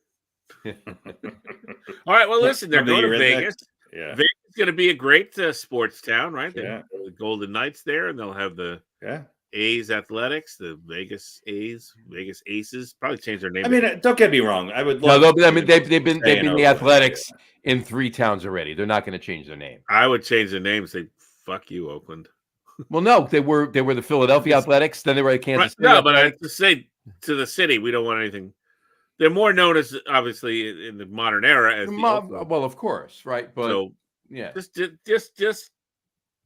I don't see that happening. Yourself of Oakland altogether. I don't see that happening. There's too many long-term, even familial relationship with the team. I don't think they're going to get rid of the A's or Athletics moniker. I don't really think that's going to happen. But quick side note, by the way, any baseball park chasers out there, this information, take it to heart, because if you have not been to Oakland, you need to go this year, or you're not going to go to Oakland.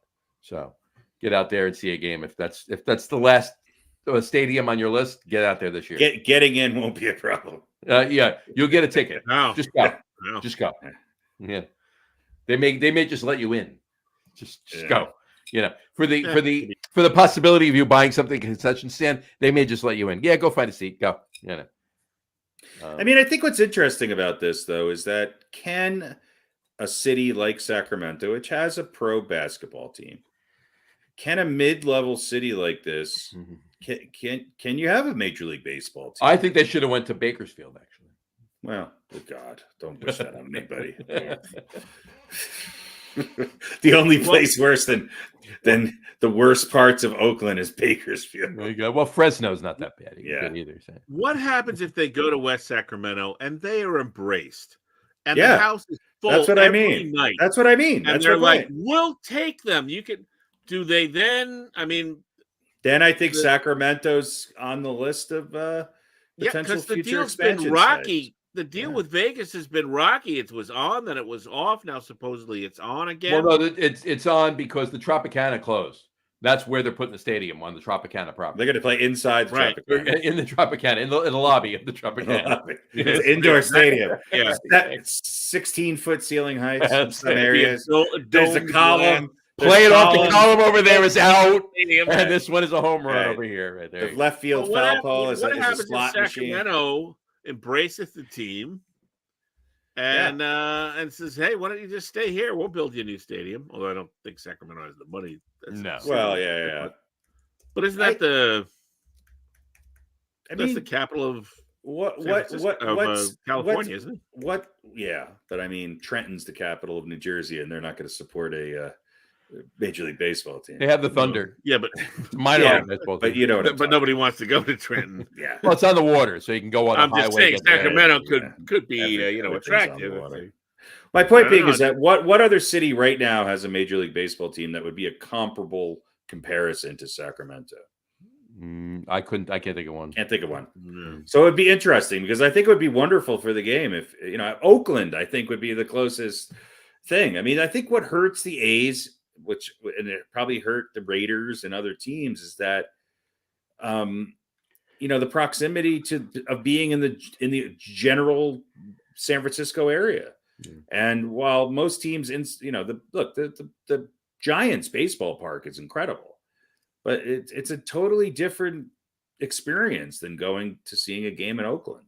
Yeah, And I think that's what's hurting them. The It is. Yankees and Mets, you could argue City Field's better than Yankee Stadium. City Field blows away New Yankees. But look, if the Yankees had a stadium on the water in downtown Manhattan, then it would be it would be a different experience than They going should out have to the middle of never nowhere. They Right. should have.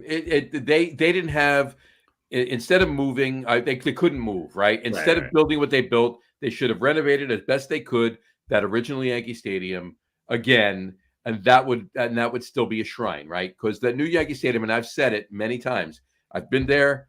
It's an office building with a ballpark in the middle. Yeah. It's disgusting. It But really is. even the original Yankee fans that I know that can't stand the Mets say City Field blows away Yankee. But even the original Yankee Stadium, look, there's a lot of history there. It's the history, right? It's a shit. It was a shithole. But But it's nowhere near the experience of a Fenway or parts of it were. No, Parts it's of it were. not. Not globally, not entirely. There's as something much as about I am. being in an urban setting for a Mhm. baseball game that completely changes the experience of that game. Right. Fenway's phenomenal. I love Fenway Park. Yeah. I love Same thing Fenway. with why am I drawing a blank on where the Wrigley Cubs play? Field. Wrigley. Same thing I would say with whatever Giants stadium is called now. Oracle. Oracle, yeah, whatever. There's Coors Field here, and look, we have a shitty team, but it's a great experience going down there to a game. And I always tell everybody that I've been to Coors Field, but I haven't. I've only been outside Coors Field because I was there in October, and the Rockies usually don't play baseball in October. only once. That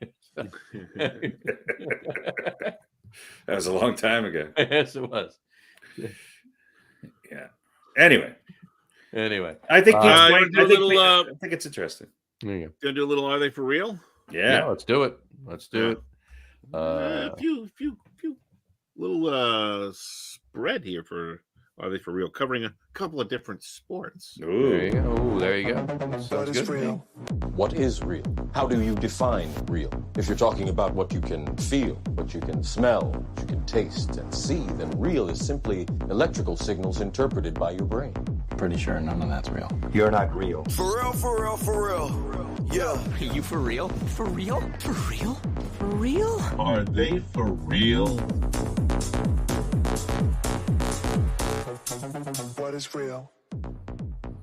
All right, let's let's stay with baseball for the first part of our Are They For Real?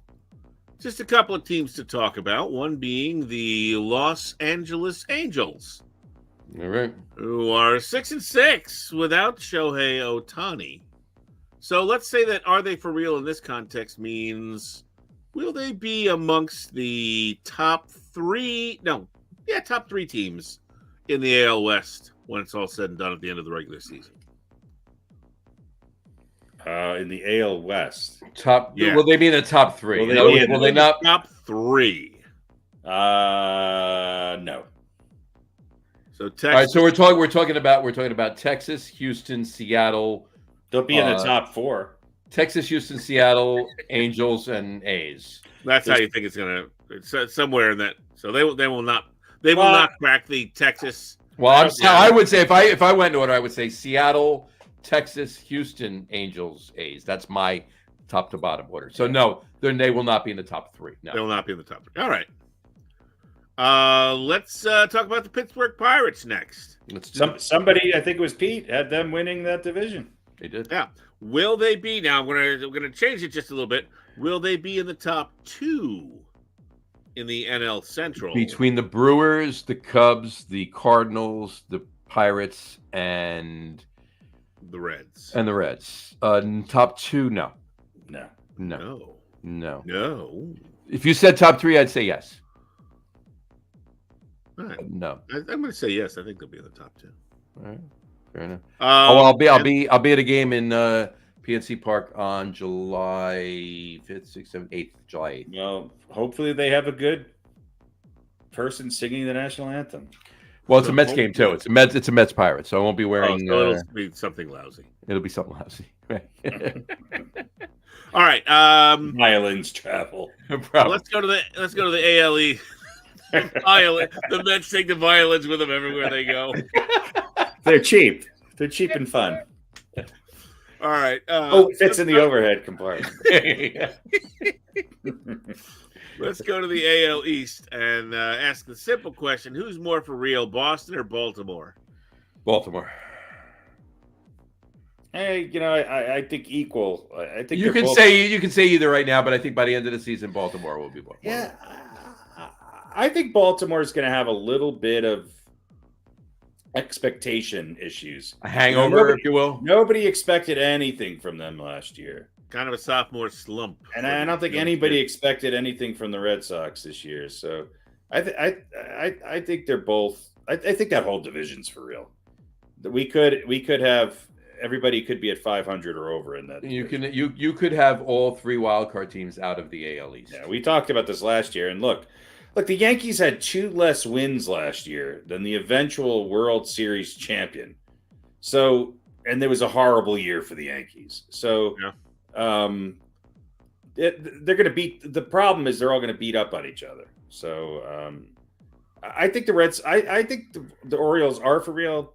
But I think the Red Sox are a bigger surprise. I do too. I think the Red Sox are playing better than I expected them to play. That's for certain. But I think by the end of the season, the Baltimore will be more for real than Boston. Yeah. And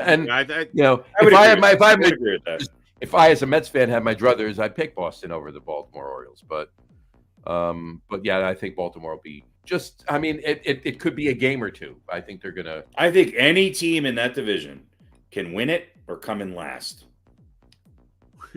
Yeah, but the difference between winning it and coming in last could be 5 games. I know. That's what I'm saying. That is how you hedge your bet.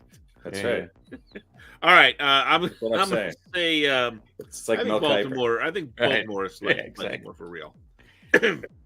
All right. Same question. Washington Nationals, New York Mets. Who's more for real? Oh, God. The Atlanta Braves. That's my answer. Oh, the Nationals. Without a doubt. The Nationals gonna come out on top. John, I said the Atlanta Braves. That's my answer. Okay, the Braves. All right. No, the probably. I honestly, I think. Well, to riff off of what Harry just said about the AL East, and in not the same context either, mind you. I think the Mets could either come in 3rd, 4th, or 5th. They're not coming in 1st or 2nd. The 1st or 2nd is the Braves and the Phillies. And I think I agree. Here's what the Braves, Phillies, Nationals, and Mets have going for them. They get to play a lot of games against the Miami Marlins. Marlins, right? Exactly. Yeah, what happened to the Marlins this year? Well, they're beating the Yankees. They're beating the Yankees right now. So yeah. I think the Mets will be better than the Nationals. Remember, I just said they wouldn't win anything. I didn't say they'd never be any good, but yeah. No, they're going to be They'll be relevant. mediocre. They'll be I mediocre. really they're going to be average. They're going to they'll be. be- I think They the Mets. won 79 games last year. They're I going to think win 80. I think They're the gonna win Mets and 83, Nationals are going to 82, vie for that 83, 84. third place. I Yeah. think the Atlanta and Philly is going to be 1-2. Yeah. I think the Mets and Nationals are going to go back and forth as to who's in third place and maybe vie for a wild card spot. All right. Finally, National League West, the Battle of the Sands.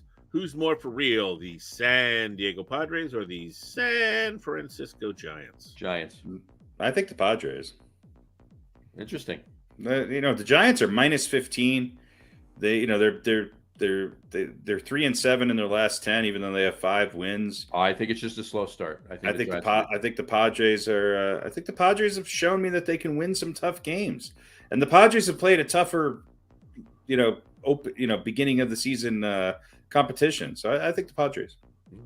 And maybe listen, Arizona is having a whatever decent start, close to 500 start.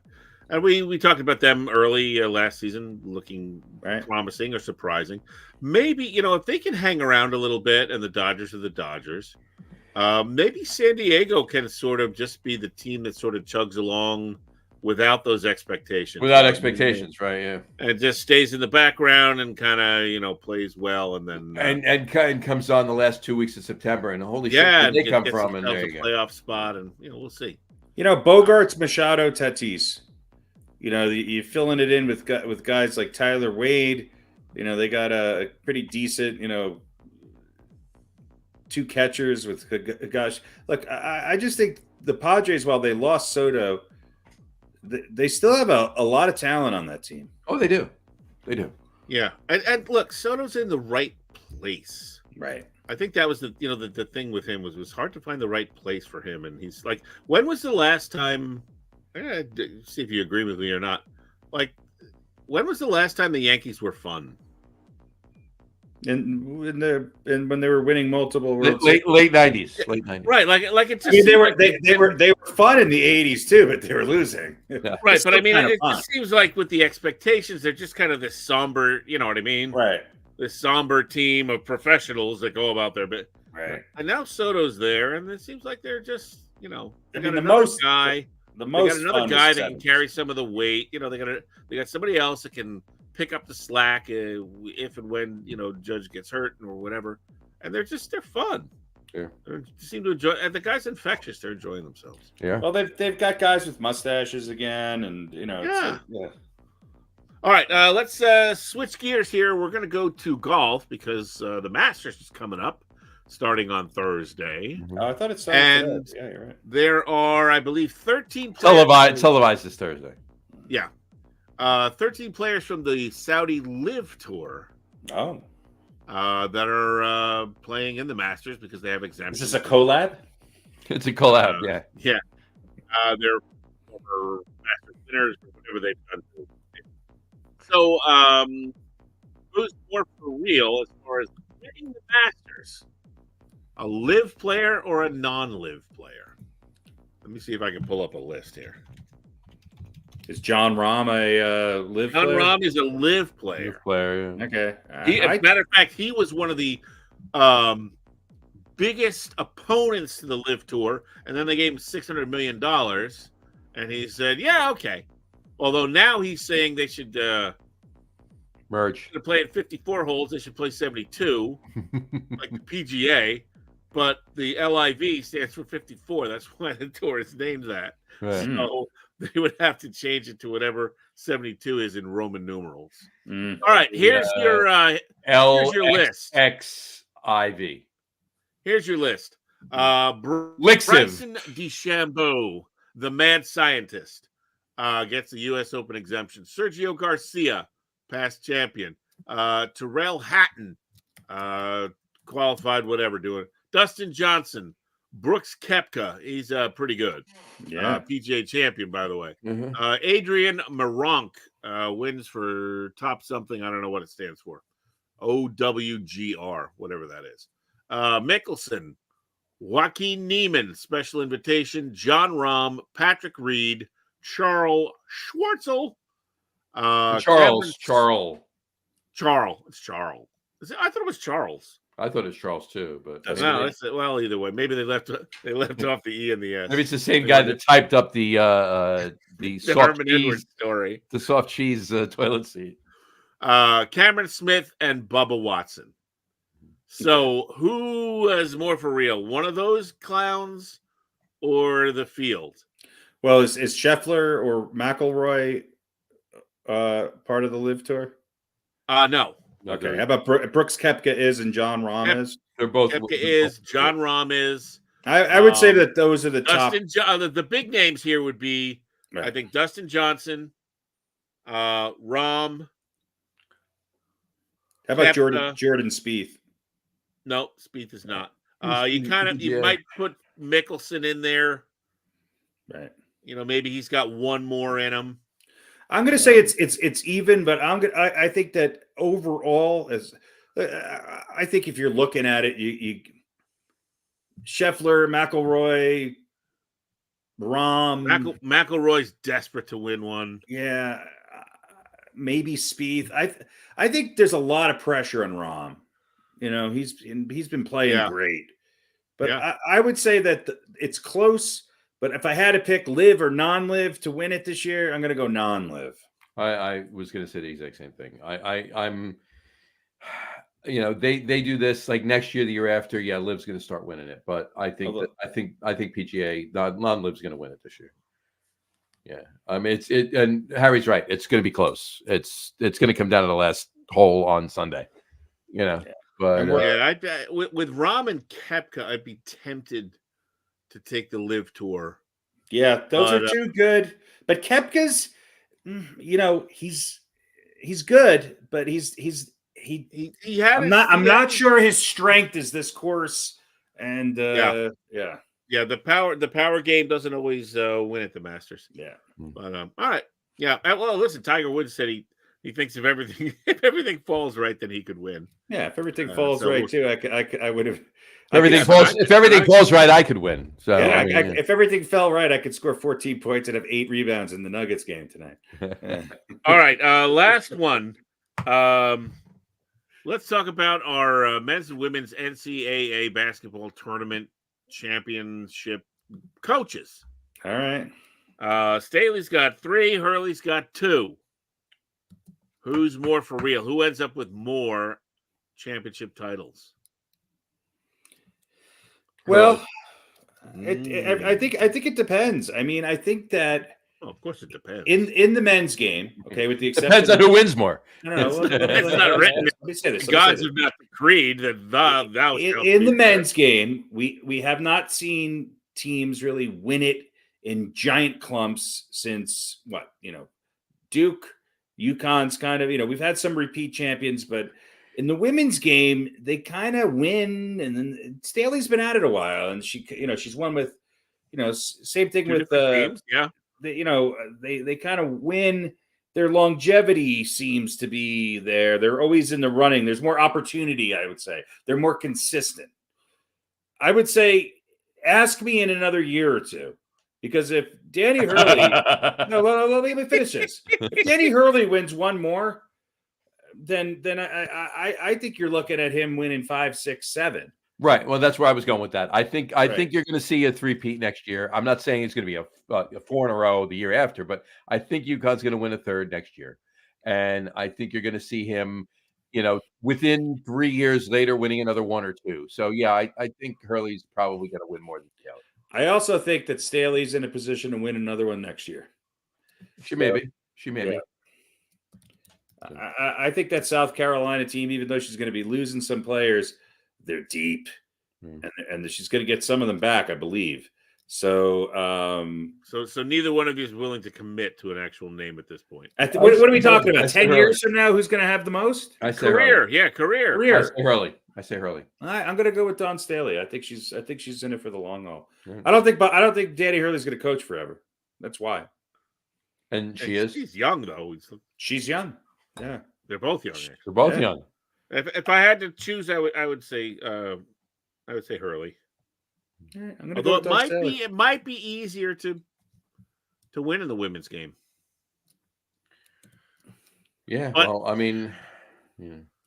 I just if I even if UConn doesn't win next year, if they're good, if they're in it, they're just with these past 2 seasons, they're just going to be a draw for all the good players.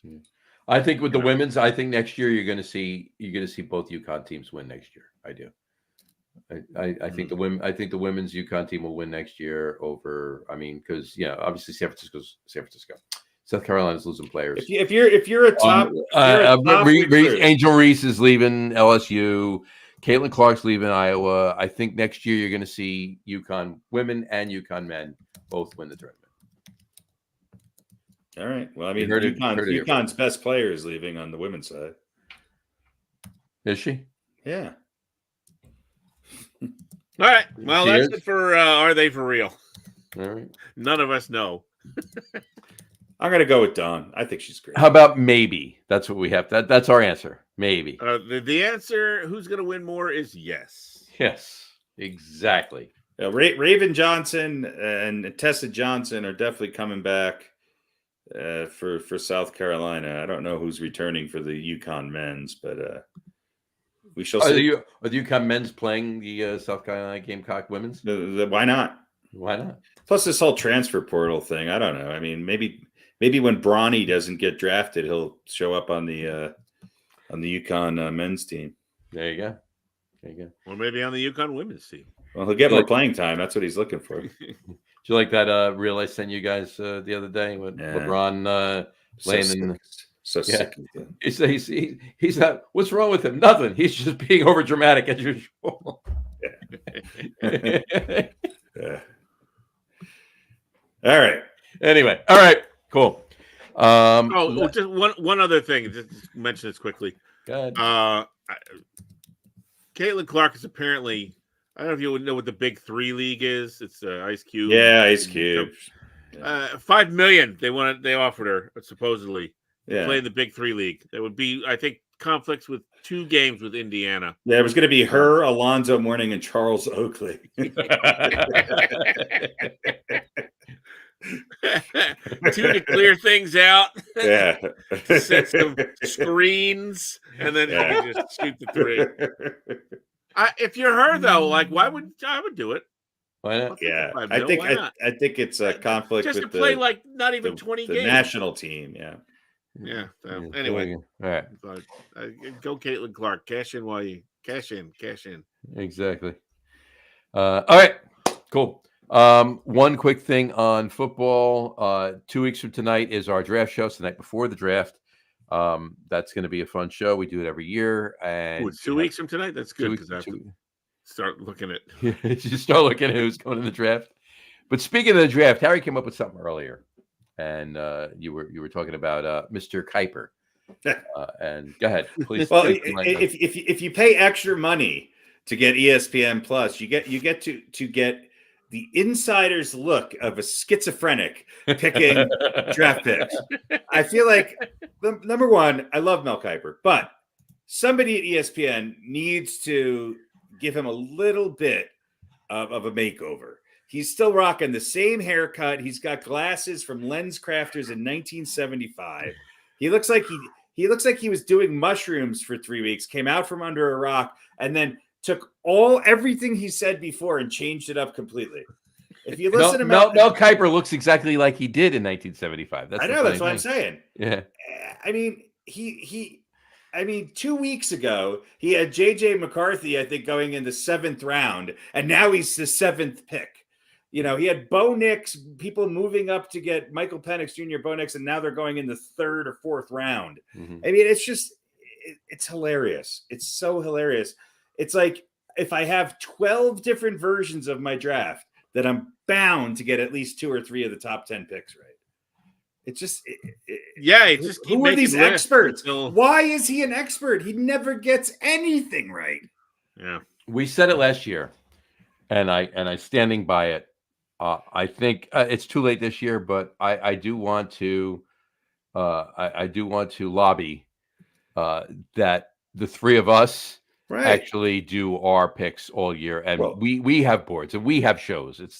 We are no different than them. How many? In fact, I tend to think that we might even be better than them because well, how many? all they're How doing many? is How many picking of the and changing top their 10 every day. How many of the top 10, maybe not in the right order, but how many of the top 10 of the draft last year did I get? Of my 10 choices, how many of them were in the top 10? Last year, I think it was like 6 or 7. You had like 7 or 8. Actually. Yeah. So The that's year way be- the year be- better. That's year way before- better than Mel Kiper's every time. Yeah, the year before I had 7 or 8 and in different orders. The year before that, Pete had 7 or 8. Yeah. I'm like, yeah. And we only had one. We only had one version and one list. Yeah, That was one it. list. One list. There are people making hundreds of thousands of dollars a year doing mock drafts that mean absolutely nothing. It's just insane. Anyway, that's my rant. It's ridiculous. So yeah. Right. So you want to tune in to our show 2 weeks from 2 tonight. weeks. That's going to be the show to watch. Forget about Mel Kiper. Forget about all the other buzz. Forget about all the crawls down to the bottom of who this one thinks and who that one thinks is going to go. Watch our show. That's where you're going to get the most of your information. And if you're going to go on DraftKings the next day before the draft starts, you're going to want to listen to our show that night for your picks, not anybody else's. Let's say we'll be just as bad as everybody else. We're not going to be any worse. Yeah, that's true. Well, I might be. And we might be better. Pete will have some sort of Pete- unexplainable hatred towards somebody. Well, Pete has a punter going third. Yes. So- Yeah. And a long snapper in the number 10 spot. So Right. Right. Exactly. That's right. You'll see when I'm right. When was the last time a kicker was picked in the first round? It's a good question. Was it what's- Janikowski? Let's see. I think it was I think. Ray Guy. Was it Ray Guy? Who was Oh that? yeah, it was Ray Guy. It was Ray Yeah. Guy. Was it? I don't know. Oh yeah, kicker. Yeah. Punter. Yeah. All right. Oh, so do we have anything else for football? I have 2 quick things. No. Yeah, go for it. Boy, we should be loving the Texans next year, right? Or hating them. Well, you hate them, but they're going for it. I'm like, I got to be honest with you. I'm like a closet Texans fan right now. I love CJ Stroud. I love what he's doing. Yeah. And they got Tank Dell and Well, the Giants got their running back, and then they got Singletary back. Yeah.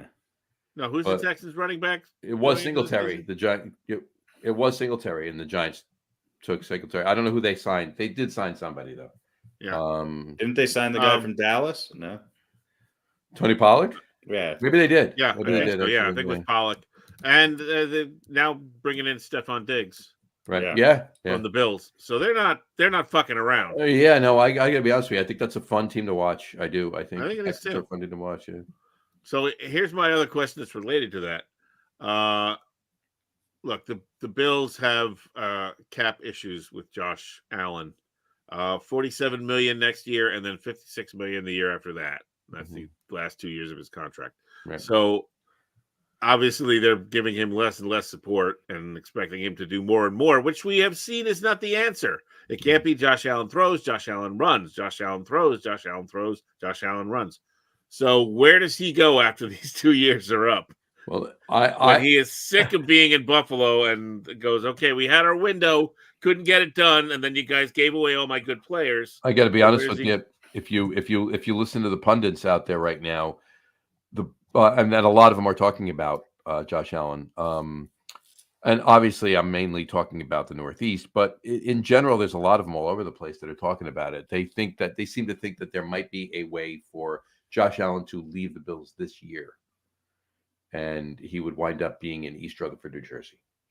Well, Well, I want to see how he does with no receivers for 1 year before we say, "Hey, come to a team with even worse receivers." One thing, not necessarily this year. yeah. One thing I got to Yeah, tell you, you're right. That would be a mirror image. sure. Well, I got to be honest with you though. I'm not too keen and too happy about what Darren Waller's doing. He won't give the Giants an answer as to whether he's retiring or coming back before the draft. No, whatever. Yeah, but he yeah. won't tell him before the draft. Yeah. You know, I mean, they have Bellinger. They have. If tight Josh ends. Allen wants to come to the Giants, then great. Of course, what will happen is the Giants will pay way too much for him and give up way too much, so they can't put any talent around him. Right. But yes, but yeah, But come on down. How old is Josh Allen now? 30. He's the 14? same age as. No, He was 22 and 18. He's 27. He's going to be 27, 20. He's going to be 28 in a month. He's going to be 28. Yeah. So come on down. But you don't want him to get the shit beat out of him this year and then bring him in. No, I want him to get the shit beat out of him in East Rutherford, New Jersey. Like right. You don't want him to get beat up in Buffalo. I want my then team come to the allow him to Giants. get the shit kicked out of him. Yeah, there we go. There we go. So, all right. yeah. All right. What else we got? All right, that's it. Let's go. Let's touch on. By the way, Joe Mixon is who the Texans. Joe Mixon. That's there right. you go. Pick Yeah. up that. So they brought in. Look, he's not a superstar, but he's a pretty good running back. They had another guy too, a backup. I can't remember his name. Who was also pretty productive last year. So. Yeah. So good running back, good receiver, good young quarterback. Coach who seems to know what he's doing. There you go. The ghost of what's his name, who went to Cleveland, Massage Boy, excised now. Right, Watson. a highly irritating, Watson, a very irritating receiver with lots of demands and a prima donna attitude. What could go wrong? Exactly. Yeah, And, but that's where he's been everywhere. But he also is productive. right. Right. Okay, we'll see. He has been. All right. Just a quick aside on NBA. We're going to talk more about that over the next in the next show. Weeks. 2 weeks. Yeah, next couple of weeks as we get into the playoffs. Knicks right now, I believe, are tied with or no, they're one game behind the second seed, and they're in third. All alone. Yeah. So and Denver is Technically tied for first. They're playing the Timberwolves right now. Mm-hmm. Yeah, the Knicks are a game behind the Bucks for in third place, a game behind the Bucks for second place. Free fall right now, and the Bucks are in free. They're not catching the Celtics, but they beat them last night, and luckily for them, Giannis's injury is not serious. Yeah. Hottest team in the NBA right now. Go. Don't think about it. Go. Who's the hottest team in the NBA? Hottest team in the NBA, Knicks. Nope. Pelicans. Nope. The Dallas Mavericks. Oh yeah, Mavericks. Right. Yeah. Isn't it strange that what's his name? Doncic. Luka Doncic. Doncic and Kyrie. Luka Doncic. My name is Luka. My name is Doncic. Luka and Kyrie is actually working. Yep. Two hottest teams are the Dallas Mavericks and the Minnesota Timberwolves. Question. Karl Anthony Towns is set to come back this week for the Timberwolves. Are they better with him or without him? Without him. I think they're better with him. We'll see. We shall see. Harry's on the fence. Minnesota scares me. If I had to pick tonight's game on the road, I think they're going to beat the Nuggets, and I think they're going to beat them soundly. The Nuggets do not match up well against the Timberwolves. That's my prediction. I hate to say it, but that's my concern. I think Minnesota might be the best team in the NBA, and the other team that scares me right now are the Philadelphia 76ers with Joel Embiid coming back. Anyway, that's my NBA roundup. That's your NBA roundup? All right. One question for me. Who's worse, the Lakers or the Warriors? Well, the Warriors are 8-2, I think, in their last right or something like that. Golden State's 8-2 in their last 10, and the Lakers are 7-3. So I don't want to really face either of them. The Lakers might jump. They have a chance of jumping Sacramento and Phoenix and getting out of the play-in. So I don't know. We'll see. Yeah, it's an interesting 4 teams there. They're all separated by half a game or a game. It's true. In the win column. The NBA. How many games we got left? 3. 3 or 4. Yeah.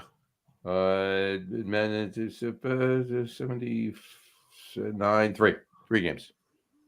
70, 80. Yeah, Lakers have played 80.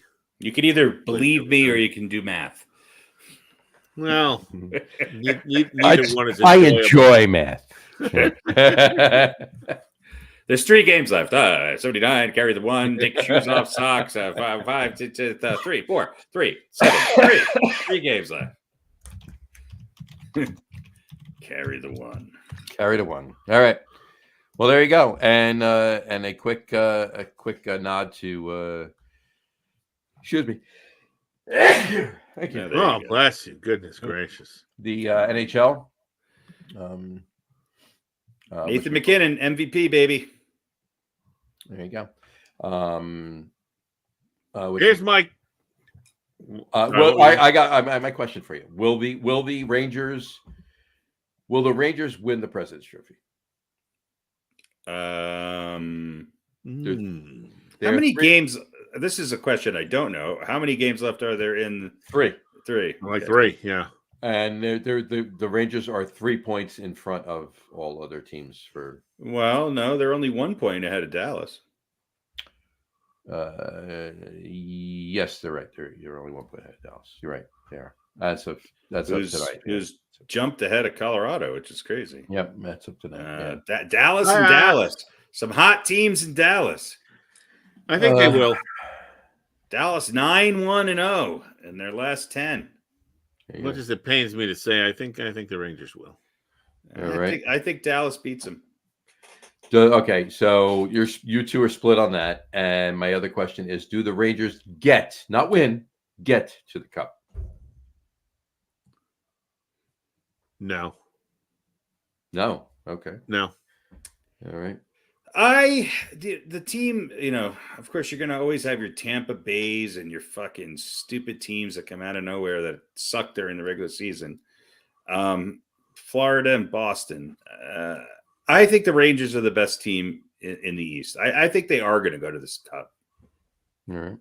I think they're going to win the President's Trophy. And oh wait, did you just say go to or win? I didn't say win. Go to the Cup. Go to the Cup. No, I hate them. They're not going to go. I think we're going to have I think they're going to win the President's Trophy, which means they won't win the Cup because that happens a lot. Although the last time, I hate them. I hate them, so then I'm not even going to say they're going to go. The last time the Rangers won the President's Trophy, they won the Stanley Cup. But that was 30 years ago. It was also before flip phones. It was 30 years ago. Yeah. So no, they're not going to even get there. All right, New York Rangers, Colorado Avalanche, NHL Stanley Cup Finals. That could possibly be that could possibly be what it is. Yeah, absolutely. That'd be interesting. I'll go back and forth. I'll come out and watch a game with you. Yeah. Well, there you go. All right. All right. Here's a quick question about hockey for you. You got it. Austin Matthews.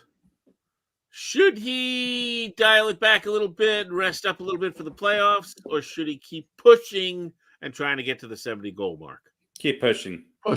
Keep pushing. Only got 3 games left. He's a young kid. Keep pushing. Yeah, I agree. 100%. All right. Cool. All right. We have a 4. We got a quick 4. Got to stay. Oh God, we're still going. Ooh, okay, cool. We got a quick 4. We got a quick 4. Got to stay. Saving the best for last. Absolutely. All right, this week's 4 got to stay. I just had to do it because I have it written in here. I just got to do it. All right, quick. I want to do it last year. No, it'll be quick. 4 got to stay. Easter candy. Oh God. Easter candy. There you go. All right, you got the drill. I'm gonna give you 6. 4 got to stay. 2 got to go. Write these down. Ready? Here we go. All right. Chocolate bunnies. Oh, that's a classic. All right. Peeps. No. All right. Cadbury cream eggs. Cream eggs, huh? These Cadbury cream eggs. These right here. Mm-hmm. All right. You know, the ones with the chocolate outside. Mm-hmm. Oh, yeah. Gooey. Yeah, sure. Yeah. Reese's peanut butter eggs. Oh, yeah. Now we're talking. All right. Jelly beans.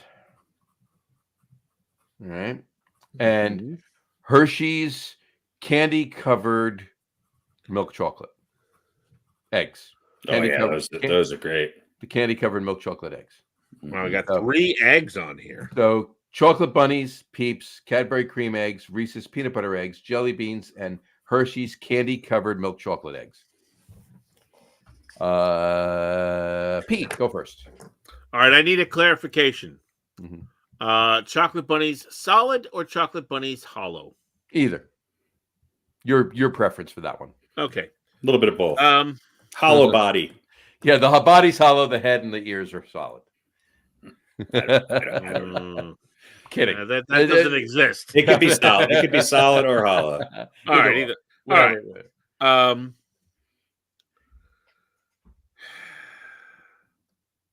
What do you think? Well, I'm going to leave Hershey's. Actually, what is it called? Hershey's. The Hershey's candy covered milk chocolate eggs. Those are good. All right, I have to look at this because I don't think I've ever had one. Let me. Let's get the hard candy shell. Oh, so it's just a hard candy It's with a basically a big egg-shaped M&M. Is basically what it is. lump of chocolate inside. Yeah. It's kind of boring. It's kind of hard to find too many keepers on this list. All right, well, chocolate bunnies, solid, yes. Whatever your preference is, Hollow, insert that in no. there. But well, say solid, so they say. So There they you say. Peanut butter eggs, yes. All right. Jelly beans, I could take or leave. I don't really get the draw of jelly beans. They're just chewy little gobs of whatever. Mm-hmm. Jelly. Yeah, well, that's what they profess to be, but I'm not Right. sure that they're actually made of jelly. Right. They're made of gelatin. Right. Sugar and gelatin. Hershey's milk chocolate Easter eggs candies, whatever, candy covered, whatever you call them. Right. I guess I'll keep them because it is just a big lump of chocolate in the middle. By the way, this research is now going to be double what he's doing for the draft. Oh, 100%. At least.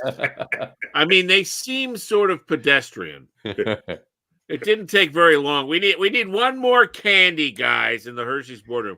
Why don't we just take an egg-shaped thing of chocolate and just take a chocolate egg and put some fucking candy shell around it? Yeah. Winner. But we'll keep them on the list.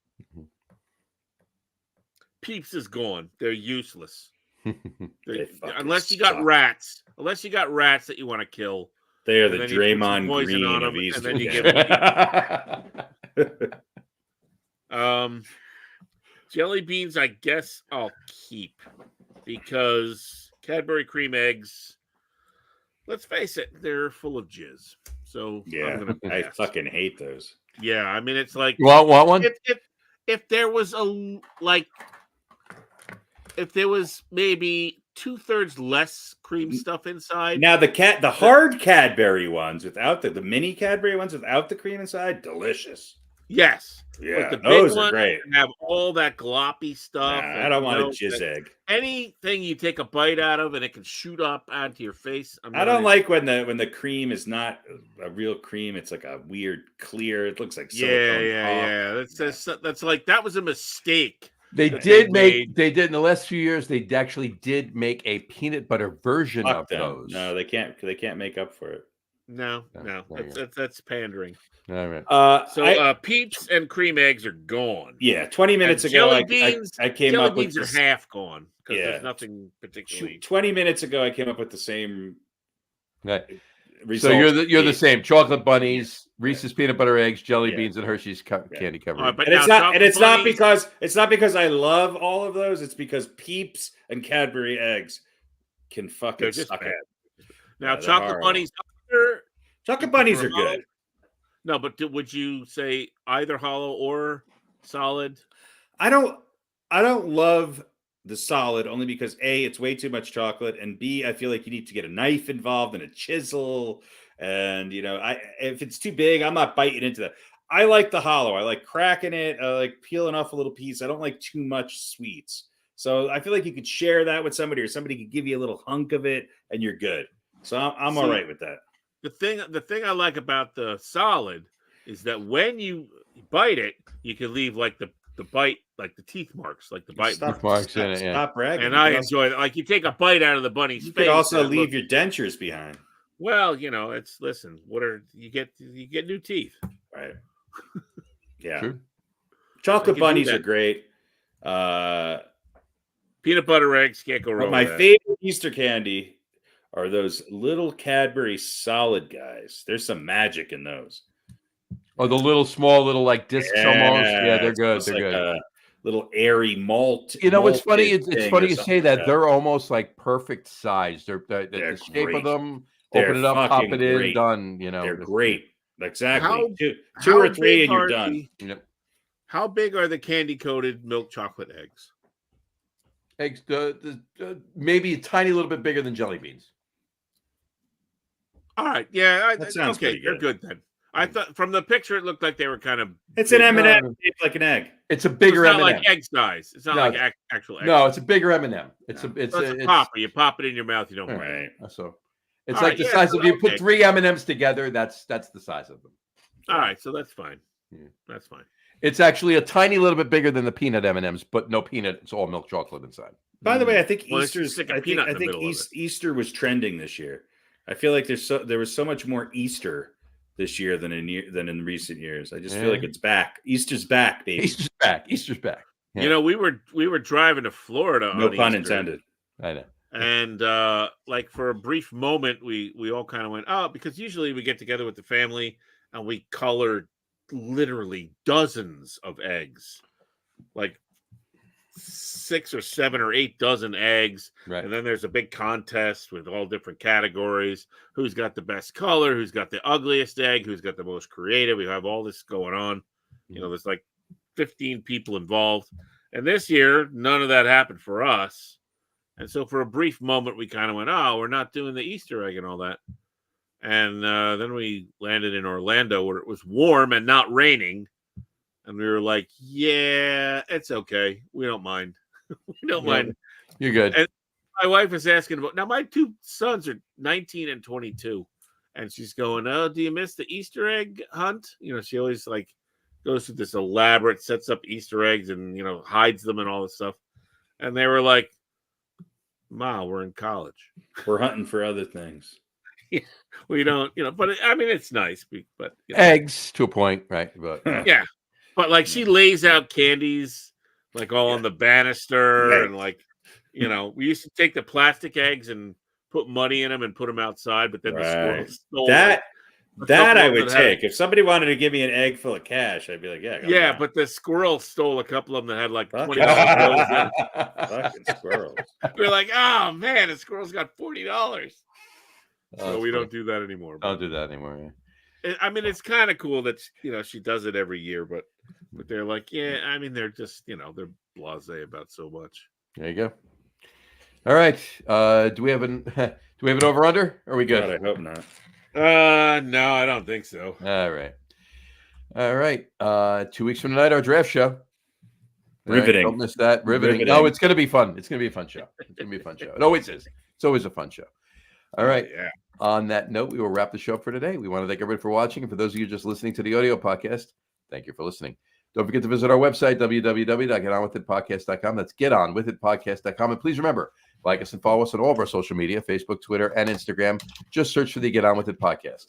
And, of course, all of our shows are available on YouTube as well on the Log Room channel. Remember, we go live with the video podcast on Facebook, YouTube, X, and Twitch every other Wednesday night around 7:30 p.m. Eastern Time. And for those of you who just want to bitches, live. Exactly. And for those of you who just want to listen to the audio podcast, you can do so on our audio host, Spreaker, as well as iHeartRadio, Apple Podcasts, Spotify, Odyssey, Audible, Google Podcasts, Amazon Go to the Podcasts, places you normally Tune In, Podcast Addict, Castbox, Deezer, Podchaser, Rephonic. Pretty much anywhere you can find an audio podcast, you will find the Get On With It Sports podcast. If you haven't done so already, please subscribe to one or more of those feeds and you will never miss a show. Again, thanks for following along with us. Have a great rest of your week. Remember the Alamo. A week from this Saturday in Denver, right. Colorado, April 20th. Take it away, Harry. Log. Saturday, April 20th, a special guest, Bolognium. Get your tickets online at bandwagonpresents.com or go to the Mercury Cafe. Follow us at Log Noise on Instagram or just call me. You have my number. Exactly. All right. There you go. Have a great rest of your week. Have a wonderful weekend. Check out the getonwithit.com, getonwithitpodcast.com website because our articles are starting. New articles are coming out on that as well. So you want to check them out. They'll obviously be posted on our Facebook page. Yeah, absolutely. Wow. And we will talk to you soon, folks. Take care. Cheers. Bye, everybody. Watch the Masters. Oh.